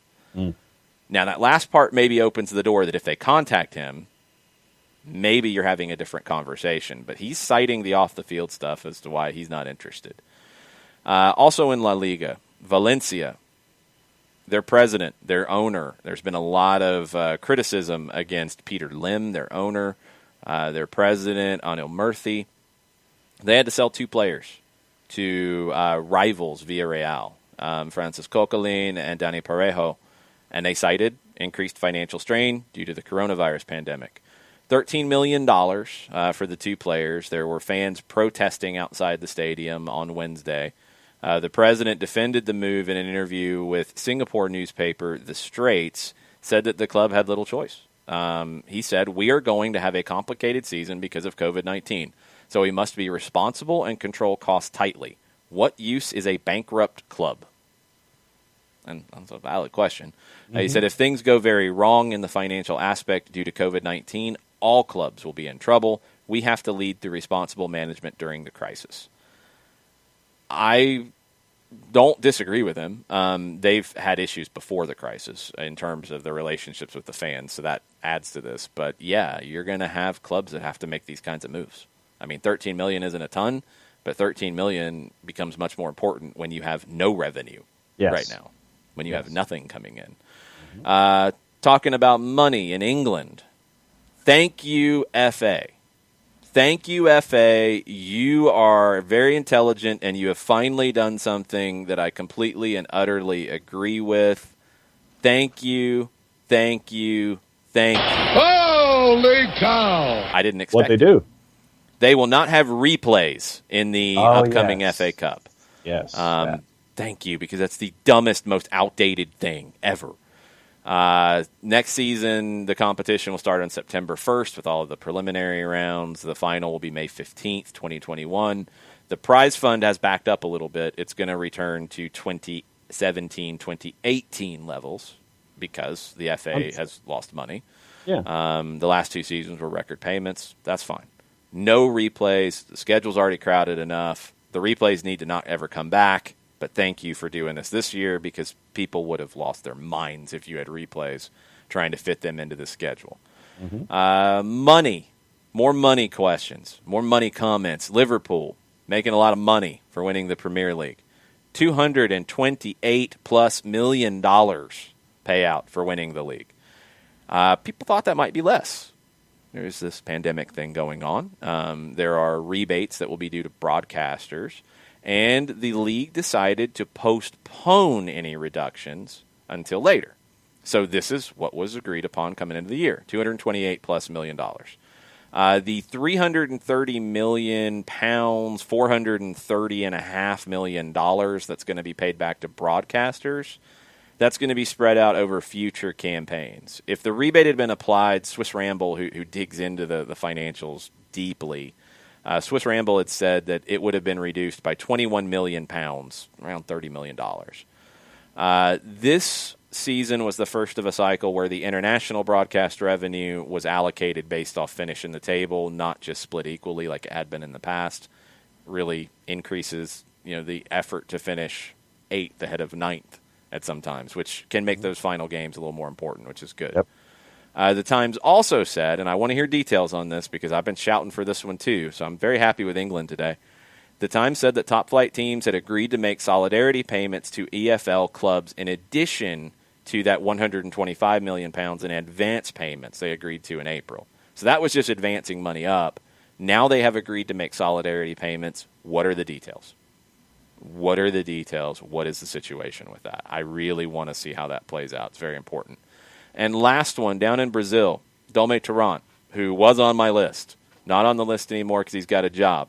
Mm-hmm. Well, for now. Well, he's lost 2 games at Flamengo. You lose 2 games when you start, that happens. He had a little bit of a bumpy start in NYC. That happens. It takes time. It's kind of a weird time. Brazil's not exactly known for being patient. Some of these clubs have had 6-7 managers in a year. It's just a revolving door. Jorge Jesus lost 2 games in 29 that he was in charge of Flamengo, and Dome Tarrant is 0-2. The hot seat's going to get hot because it's always hot in Brazil, but keep an eye on that. He might walk. They might tell him to walk. Who knows? Brazil's crazy in general. Crazier maybe right now. Dome Tarrant's one to keep an eye on because his job is not going so well out of the gate at Flamengo. All right. What do we have on Twitter? Okay. Well, before we get into Twitter, the Alex Mouille deal is officially official. Initially reported by The Athletic on Tuesday, Nashville SC has come out this morning.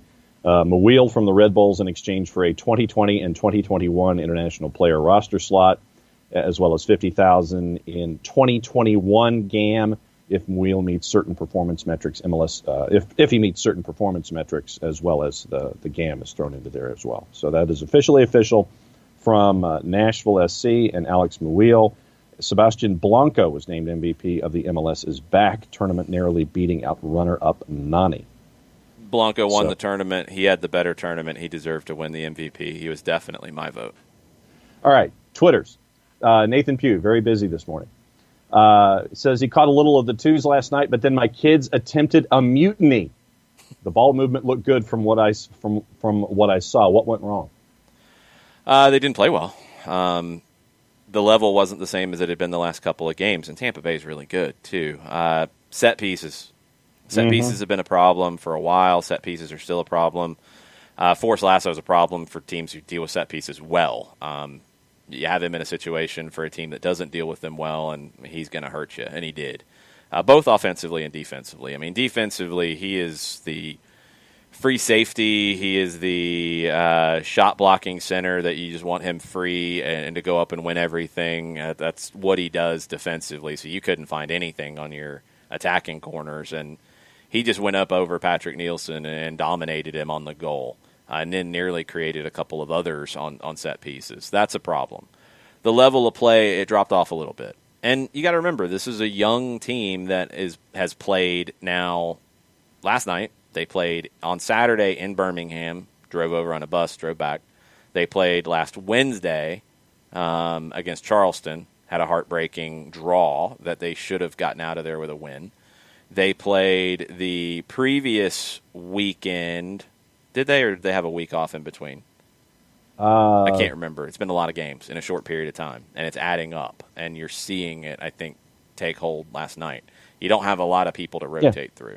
Charleston. It was Charleston on the 5th, at Birmingham on the 8th, the game with the Rowdies on the 12th, going back to July. The weekend before it was a game against Miami at Fifth Third.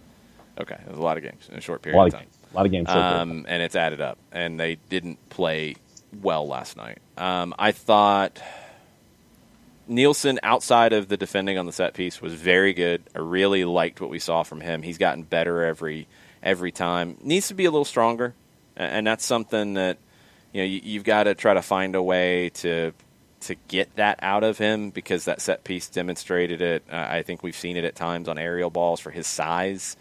He doesn't play that big at times, but very technical. I like how he reads the game. I like his passing. Thought he was good last night. I'm trying to think who else stood out to me. Coleman Gannon had a rough night, but Coleman Gannon worked really hard. I will take that. It wasn't on for him. Like, he wasn't feeling it. He had some passes that came up short. He had some bad decisions, but not in places that hurt you. They weren't risky bad decisions, which is okay. Didn't work for him in the final third, but he worked hard and he grinded, and he was still finding ways to contribute. I like that. Conway's not 100%. He's dealing with a foot injury. I thought he came on and gave you a good shift. He had one just beautiful turn to create an opportunity. Mackie Jope's not really 100%. He's been dealing with a leg injury, and he played and was gutting it out last night. He didn't look completely fit. That's what it felt like. It looked like a tired team. It looked like a tired team that wasn't sharp. And when a team is young like that, you've got to be at your best to win games, and that hasn't been enough at times to get these wins. When you're not at your best against a team like Tampa Bay, who can come in and relax, they definitely respected Atlanta United too, but they were also able to ride it out a little bit, pick your spots, punish a team for mistakes, punish a team for not playing their best, and that's what the Rowdies did. The Rowdies are a really good club, a really good squad. 9 points clear right now, although Charleston does have matches in hand in second place in Group H. For Atlanta United, too, the tough stretch continues. Charleston this weekend, midweek next week against Miami next Wednesday, then next weekend against Tampa Bay. All of those are on the road. Their next 4 are on the road. They do not come back to Fifth Third until the 12th of next month, a month from now. Tesco said the Rowdies look about 20 years younger, or Atlanta United, too, looks about 20 years younger than everyone in their group, like dads versus kids. Yeah. Yeah, absolutely. And sometimes the game plays out that way, where it treats it that way. I'm going to give Kyle Johnson, the referee last night, a ton of credit. Yep. First USL Championship game, I was concerned when I saw the assignment. I was concerned when I saw that his previous game in USL League One, he had dished out 11 yellows, Chattanooga and Tucson. I think he had like 5 in his other USL League One game this year. And this is his third pro game in the middle with the whistle, period. First in USL Championship. Handled a game that was physical very well. He was consistent. The line didn't waver in what was a foul, what wasn't. He handled some chirping at him. He handled some arguing. He handled it really, really well. And he's a young up-and-coming referee that you need to see more of coming through. He did great. He did great. And I know I get critical of referees sometimes. I try to give you the reasons why I'm critical rather than just saying they're bad. Kyle was really good last night. Just consistent. And that's all I want. He was consistent, and he managed the game really, really well. He's very young, and Tesco asked, he said he did a good job. I'd like to see him in MLS. Do they move up? They absolutely do. Pro services USL. He'll have that opportunity. He's still very young. He needs more games. He needs more situations. He needs more craziness. But all of the game management stuff he handled really well. You had yelling from the bench, didn't bother him. You had a lot of stoppages in the second half. He had the right amount of stoppage time, and he didn't change it. You had a lot of things that went really, really well for him. He did a great job, and he deserves those kudos. Abby says, any word on Patrick Nielsen's injury? No, there wasn't. We saw what everybody saw on the broadcast. He tried to have a run, couldn't do it, had to be subbed out. You had to drop Abdoulaye Diop to the back line. I didn't get a great look at him after the game. He was definitely in pain when I saw him walking off after the match, so I didn't get a great look. I don't know. It's probably really early on any word. I didn't get the sense that there was a concern about structural issues because he was trying to come back in. I think it was a hit. I mean, maybe it was knee to knee. Maybe it's in a bone bruise kind of situation. But that's a good sign that he was able to at least try to come back. If it was structural with the knee, you got a different problem. I think it was a hit. and it's just going to be the recovery time from that. Muscle bruise, Charlie Hort, it's more along those lines. It's a contact injury for sure. Yeah. Burns says best referee Atlanta United 2 had all season. He said that's not a high bar, but that's true. But he was good. Kyle Johnston was really, really good. And when referees are good, we've got to shout them out. We've got to give them that love because we need more good referees in this league.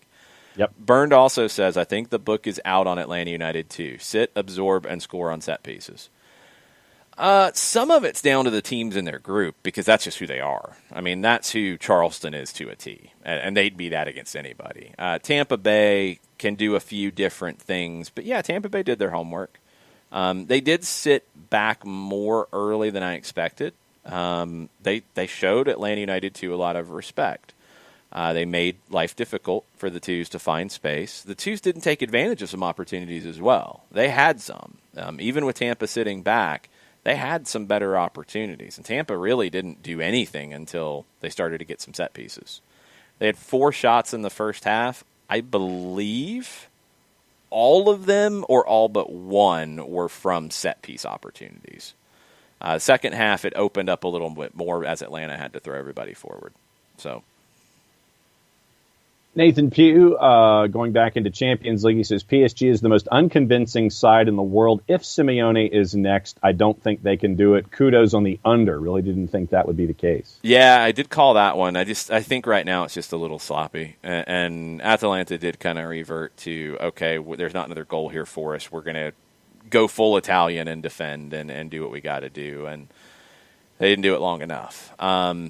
I think the sloppiness kind of makes issues for scoring a bunch of goals at the moment. Twitch chat, we'll come back and we'll finish up with you guys. We've got a few more tweets. I'm with Nathan on the PSG situation. I think they are very inconsistent, and I think a manager like Diego Simeone can take advantage of that.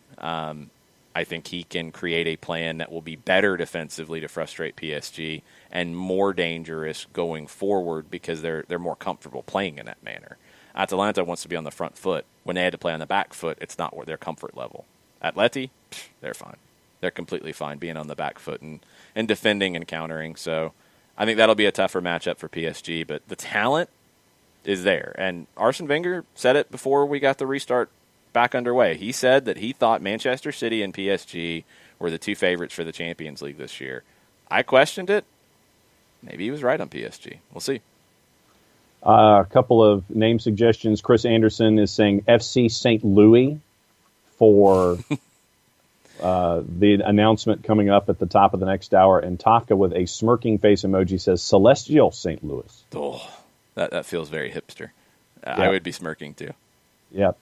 A couple of other things here to wrap up on Twitter. Jason Nix, did you guys see the buzz from Germany about Gio Reyna's first friendly? Seems like this might be a great shot to break into the first time more regularly with Royce out for the foreseeable future. Love to see it. He'll have that opportunity. I don't get too hyped up about hype and friendlies. I try not to anyway. But he'll have that opportunity. For sure. He's moved forward very, very fast. I think he is a U.S. men's national team player right now. I've always said that I'm not a fan of guys who are not playing regularly at the club level getting that opportunity. He is, if not always starting, he is in that mix for Dortmund now. He is in that mix well enough to get that time. I didn't think Josh Sargent should be the starter up top on a regular basis until he was playing regularly. Now he is. He's in that mix. But Gio Reyna, yeah, he is playing at that level, and now Greg Berhalter needs to figure out how can you get the best out of Gio Reyna, out of Weston McKennie, out of Christian Pulisic when he's healthy, what the option is up top. He's got some problems to solve, and he's got to create a system that gets the best out of the talent that the U.S. has. Some of that talent is in the same kind of parts of the field, and it's going to take some puzzle crafting out of Greg Berhalter to figure that out, and that's something I'm looking forward to seeing. Looks like his next games with the national team are going to be in Europe with a European-based roster, and we'll see if everybody's available and what it looks like. A couple of other thoughts, and then I'll wrap up Twitter. Nathan says that he is insanely biased towards the boot room And as such, no one is worthy of that title. Up the Reds, John, that is all. Of course, Eurosnob is going to go there. Of course. Yeah. And I say Eurosnob with love. Yes, and Michael Head on our anthem discussion that we started off the show with. He says, simple, do not play the national anthem. No reason for it. I've been to numerous non-national team matches in the UK. The only time the national anthem has been played was at 2 NFL games at Wembley. Both UK and US were played. Yeah, I think it's time to push that out of the game presentation. If you feel like you need to do it to open the doors or whatever, fine. Separate it from the game presentation. I don't like the position it puts players in with these situations. I don't like what it does. You shouldn't have Ryan Hollingshead having to apologize to his teammate Reggie Cannon for the actions of the fans booing and throwing things on the field. It's not how you should start the game. Look at how a Champions League is done. You have the teams come out to the Champions League anthem. It plays. They have their pose. They shake hands, and you play. That's it. You have the MLS anthem now. That's what it should be. The national anthem should not be part of the game presentation anymore. We are caught up on Twitter, sir. What's going on in the Twitch Pitch boot room thing? Lots of things. Four-Card Ahmed said the Twos just don't have their results. They're getting better. Just results don't reflect their improvements. Conway out the last few games, so the offense not as good. That's true. You're limited defensively because at center back right now. That's true. Jiggaray says, how do the Twos look different under Tony? Well, they changed the shape, and I think that's not so much Tony doing something different than Glassy. Glassy had to play in a 3-4-3 kind of idea because that's what the first team was doing. And if you're trying to prepare guys, you've got to model after the first team to a degree. There's times, and we saw it really come to the fore in 2018. I mean, I remember Scott Donnelly a couple times just didn't have the bodies to play anything different, and he had to go a little more like 4-4-2 at times and do things different just because he had 13, 14 guys, and he had to try to piece something together. But Tony has went more 4-3-3. I don't think it's felt that different outside of the shape. I think the shape has helped suit the players that the Twos have a little bit more. Jack Gurr is great as a right back. Caleb Wiley is very good as a left back. I loved the potential of the midfield last night. It didn't come off exactly like I wanted, but you had Will Riley, you had Babacar Njai, you had Abdoulaye Diop, who were pretty much interchangeable. And when it was in rotation a couple of times, there was a couple sequences that I thought, this is the way of the future for this group, because I know I mentioned it in the second half because it struck me. It looked like, and I mean, you can relate to this from your hockey love, where you see a team kind of recycle their movement and kind of loop back. Yeah. You started to see that, and you saw it in the midfield trio because all three are comfortable dropping in and being the six, playing between the center backs, and all three are comfortable going forward. Njai, I think, is maybe the best going forward, and Abdoulaye Diop's maybe the best dropping back, but they're all fluid. And you would see them moving to try to open Tampa Bay up, and it would be one would make a move, and that would create space for another one. Then another move would happen and create space somewhere else. And you saw that movement happen, and it really fits in the shape that they're playing in right now with the personalities of those players with that movement. So I don't think it's Tony's made a bunch of changes that Glassy wouldn't have. I think it's just a little more freedom at the moment to do what suits this group, and I also wouldn't be surprised if Stephen Glass plays a 4-3-3 with the first team. So you're kind of on that page. Glassy was there last night watching his guys, watching how this team looked, and you're going to see it look a little different. I think you're going to get back maybe to basics a little bit because, something we talked about with Frank de Boer a lot was I don't think he ever got it where he wanted it to get. But when it was good, it was really good, and it was really fluid, and it was really fun to watch. And I go back to the week of Portland, New York City, Campeones Cup. That was the high mark. That was the high mark in quality for Atlanta United last year. You just didn't do that consistently enough. It was very intricate. It required a lot of chemistry, and you didn't get a team that really did that enough. you go back to basics a little bit. You can go back to a 4-3-3. You can still get those good elements that you saw out of the 3-4-3, but it's a little more comfortable. It's a little simpler. It's a little more basic. You can press a little bit more out of the 4-3-3. It's a little easier to do that. That opens up a door. That creates some opportunities to where, like we saw last night, when Atlanta United 2 wasn't really in sync very well. When Tampa Bay tried to play out of the back, the twos were creating turnovers and then getting some quick, easy opportunities. The 4-3-3 might be a base to start from to just simplify things. I think it's worked for the twos. I think it can work for the first team. Yeah, no, right there with you.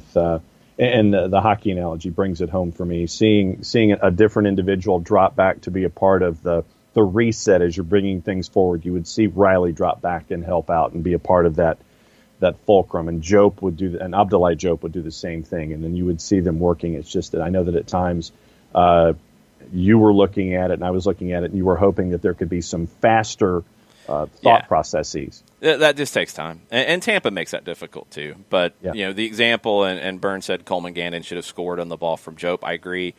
It just took a little too long to get the shot off. It gave an opportunity for that to be blocked. Burns said Atlanta United 2 was the better team again last night. I agree, but to a lesser extent. I think Birmingham, they were by far the better team. I think they played Birmingham off the park at times. Yep. In this one, I think they were the better team for large stretches, but it definitely took a hit out of them when they conceded. And the second half, they didn't have as much in the tank. I think that showed at times. The final third does continue to get better. When Conway and when Mackie Jope are 100%, I think this is a dangerous team in the final third. When they're not, there's not a lot else to do that. Philip Goodrum's a good secondary player. He plays off of them really well. That trio I like. But when Goodrum's trying to drive it, he's more of a complementary player, and that's where he thrives. I think Conway is the best true number 9 they have, and if you can get Goodrum and Mackie Jope doing some different things on either side, it can be really interesting. Then that opens up the possibility to play Coleman Gannon as a 10, and that can get really interesting. Mm-hmm. So, you're a little shorthanded at showing. I think they were worn down last night, and they weren't good enough. They were very good. They weren't good enough to beat a Tampa Bay Rowdies team that hasn't lost all year. Four-Card and Ragamuffin are yelling at me. They're both saying the over. They're saying always take the over. It's more fun that way. Always take the over. Not when Diego Simeone's involved. I want to win the bet that I'm telling you that I would bet that I'm not betting because I don't have any juice boxes at the moment to bet. But I'm telling you what I would pick. Would I like to see the over happen? Yeah, I'd like to see goals. Goals are fun. But I'm telling you what I think's going to happen, and I think it's going to be the under again, and people are going to cry, and that's okay. I'm a bringer of sadness sometimes. Bringer of sadness. So Josh Donaldson is the bringer of the rain, and you're the bringer of sadness. When it comes to betting the under, when Diego Simeone's involved, yes, I am the bringer of sadness. Tesco says, do you think Josh Sargent is a good single striker? I see him more as a second striker, so can he shift his game for the U.S. men's national team? I think he can be a single striker in Berhalter's system. I think he can do the things that he needs to in that role. I just think he needs to play more, and he needs to be more consistent. I don't think it's a lock that he's the best option up top, but I think he can do what Berhalter wants him to do. Looking at him last year in the Bundesliga, there were times where he was lost, confused, trying to find his way when it came to what they were trying to do offensively, and I think a lot of that just came down to game reps and game situations. When you're not out there the entire time and you're trying to get in sync with everyone else around you, you're going to have those moments where you're trying to figure out what to do. And I saw a Josh Sargent trying to figure out what to do more often than not. And I know that there was also talk about his conditioning and things like that. But for me, watching him play, he was trying to think about where he needed to be and what he was trying to be as a part of that offense more than anything else. Young player. It happens for the young players a lot. Four-Card's wanting to call the room the boom boom room, which gets all kinds of trouble. That's problematic. Four-Card. I'm going to stay away from that one. Ricky has a request, and it's a good one. Need a riddle me this sounder or a dun dun dun for the Darren cryptic tweet. Yeah, that's a good call. Riddle me this. I will try to find something for that. The Hangover. It's got to be from The Hangover. That is not an approved decision just yet. We will see about that. Riddle me that. Settle down. Turner said, thoughts on how the fans looked last night in Dallas. He said it looked like every other FC Dallas game he's seen with fans. It didn't look all that different. It was weird listening to it because I was listening to the final 15 minutes driving back, and it sounded great on Nashville's radio. They had the mix really good. They had the Nat sounds up really good, and it worked. It sounded a little weird just to have real reaction, and not delayed reaction like we've seen in the Premier League, and not like kind of muted reaction like we see in others, like real reaction to things. That was a little different, but the look of it, I mean, it was about 3,000 people in an 18,000 seat venue. Yep. It was what it was. Tafka is suggesting just go ahead and get the Riddler theme song from the old Batman series. Yeah, I might have to do that. That's where my head was. That's definitely where my head was. Jigger Ray said, this iteration of the Twos is the best team so far in their history. I totally agree. But a lot of that's down to the academy growth that we talked about with the Efrain Morales signing. When you're getting to the point, and Tony hit on it in the 1v1, that you've got Wiley, you've got Gannon, who's been in and out of the group. He spent some time at IMG, but he knows this group. He knows what's expected. You've got Tubbs. You've got Will Riley. You've got guys, Conway, who was there at the very beginning. You've got guys who know what Tony has been asking for, what his coaches have been asking for, what the club has been asking for. Now you've got 4 years of that. I mean, you were an academy that started in July of 2016 with games and training, and you've got all that time now to where it's instinctual. You know how you're supposed to play. So it's easier to have that base. Before, like especially that first year where you're going out and finding players, you're trying to bring guys in who you think fit the profile. You're bringing in some academy players who have played a little bit here, a little bit there. You're trying to get these things done to where you're trying to make something fit. Right now, you have a fit. And it's not the young players coming in who are trying to adjust to the culture. It's a Madu Jadama who had played for Tony before, so he knew he could fit the culture. It's an Abdoulaye Diop. It's players like that who are coming in who have to fit the culture. It's Patrick Nielsen coming in from college to fit. Philip Goodrum fitting what is the culture. The culture is established now. So it's a much better process, and it definitely, level of talent, level of understanding of what this team wants to do, it's at a point that it's never been before. And this is where you want a second team to be. You want the second team to be playing with this quality. The results you do want too, because you have to learn how to win, you have to learn how to avoid losses, you have to learn how to get results in games where you don't have your best. That's part of development. But the quality of play has to be there no matter what. You can't have a second team that is getting results in a Diego Simeone way. There's no point to that. Winning the USL Championship but playing in a way that doesn't suit your player development is useless. You have to play in the way that you want your club to be first, because players have to move up. And then if you get results along the way, the more results you get, the better your development is going. But you can't sacrifice development for the results. Christopher Abel said, if Atlanta would play consistently like they did in the Portland NYC Campeones Cup week, they'd play toe-to-toe with the Real Madrids of the world, the best. I totally agree about simplifying things, though. This team has too much talent to be losing games consistently. It got broken somewhere along the way. I mean, the Columbus game's the prime example. It got broken. The relationship sounds like it got broken. It wasn't going to get better. You part ways, you move on, you get back to basics, and you build again. Because you have to build. You have to build. It's not going to be its best game one. What you hope for, and I agree with the idea about Atlanta United playing a number of games in a short period of time, they're going to have an advantage from that because you're building to something now. You want game 6, maybe game 5 before the fatigue really starts to kick in. You want those games 5 and 6 to be the best quality of performances. Game 1, keep it simple, build the platform, start to add elements to it. One thing I saw last night with the Twos, and this is something to think about with that that platform and the next steps. We saw it in 2017 as well with the twos. It was a prime example last night. You go back to the 4-3-3. You go back to the basics of one of your central midfielders dropping in to help build up play. You want to build up play. You don't want to give away possession. You also want to press when you lose possession. These are standard things. These are non-negotiables. The team at times over the last year and a half, the first team didn't press enough when they lost possession. Okay, got to get back to that. The 4-3-3 will help you there.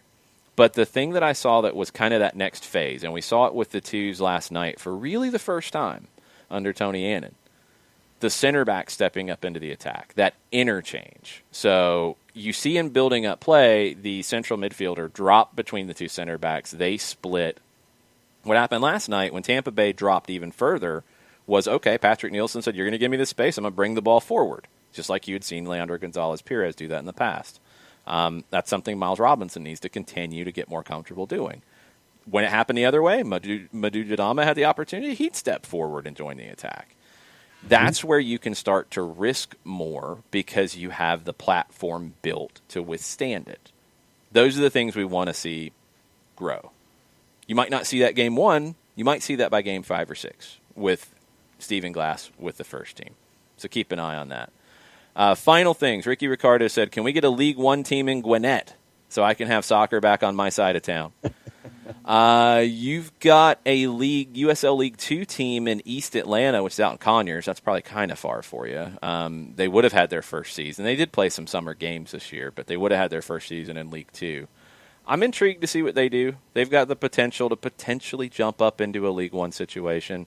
I've always thought Athens would be a no-brainer for a League 1 or a League 2 team. I think a League 1 team, you use the UGA facility. I think it's a great USL type of facility. I'd love to see that. It takes the right owner to come in and do it. But I'm rooting for you, Ricky.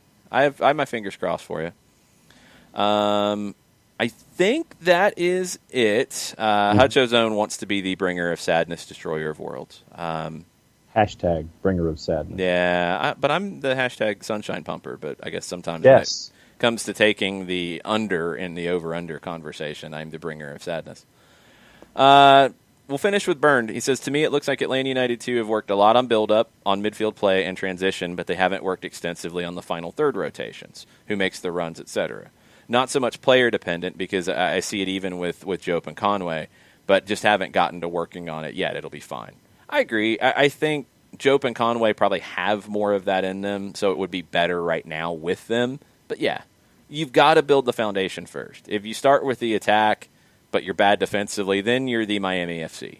And, I mean, defensively is horrible. You're not going to win games that way.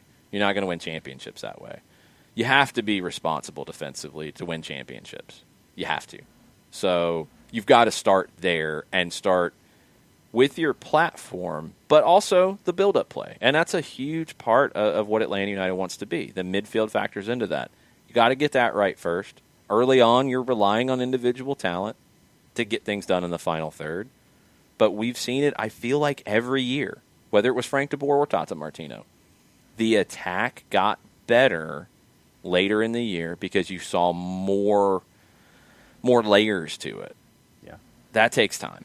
I'm okay with that. Jigga Ray with a really good point. AJ Cochran is still my favorite center back who's played with the twos. Still doing very well for Phoenix. That's a good one. I was going back through kind of the player log of everybody who had played professionally in Atlanta, and AJ's name came up, and it's like, man, he's a good guy, good player, good center back.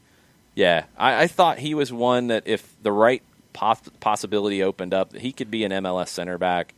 I think he's still young enough, but maybe he's a USL Championship center back. Maybe that's his career, and he's had a good one. Taylor Mueller's made a really nice career out of that. I think A.J. Cochran has that kind of ability. Really good, and a good leader for that first-year team. I'd love to see him in a team like this one. I think he'd be an even better fit right now, being even better, he'd even thrive there. Ricky Ricardo said Forrest Lasso has always been impressed, wanted Atlanta to sign him. Forrest Lasso is a fun player to watch. I mean, even as a center back. Last night as a center back, he kind of dominated that game. That's not easy to do. We've seen Kendall Waston do that from time to time, first with Vancouver. Forrest has that personality. He has that presence on set pieces. His ability with the ball at his feet would be the drawback, and that's why he never fit the Atlanta profile. He just doesn't quite have enough there to build up out of the back. But he can be an MLS center back in the right setup. I thought Cincinnati should have given him more of an opportunity, but maybe he was a little too similar to what they had in Kendall Waston, and it didn't really make sense. Tesco says, Nashville plays an ugly, ugly game, and I'm not looking forward to playing them first. 10 people behind the ball. Yuck. That's what they'll do. That's what they'll do. They're trying to get results right now. They don't have enough of an attack, and I don't think they've really figured out who their number 9 is. I think it should be Daniel Rios. They're kind of bouncing around and still doing an open tryout, but they're going to be defense first. They will. It's going to be difficult for Atlanta. Atlanta's going to have to keep their patience, and you just have to find a way to open them up and get a goal. You have the talent to do it, but you've got to be patient for sure. Thanks, everybody, for hanging out.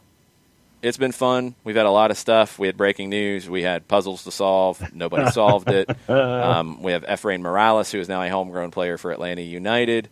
We've got Champions League today at 3 o'clock, and we'll be talking about all that tomorrow. Tomorrow morning, 9 o'clock, on the app, on the website, on the Twitch pitch. We've had votes against the Boom Boom Room. I'm kind of going to go with that. The locker room, the clubhouse, whatever you want to call it. It still has not got a consensus. It does not have a consensus yet. It will happen eventually. We'll keep trying to figure this out. But thanks, everybody, for hanging out. Really, really appreciate it. It's been fun. We'll be back tomorrow. Mucha platiel. Mucha platiel.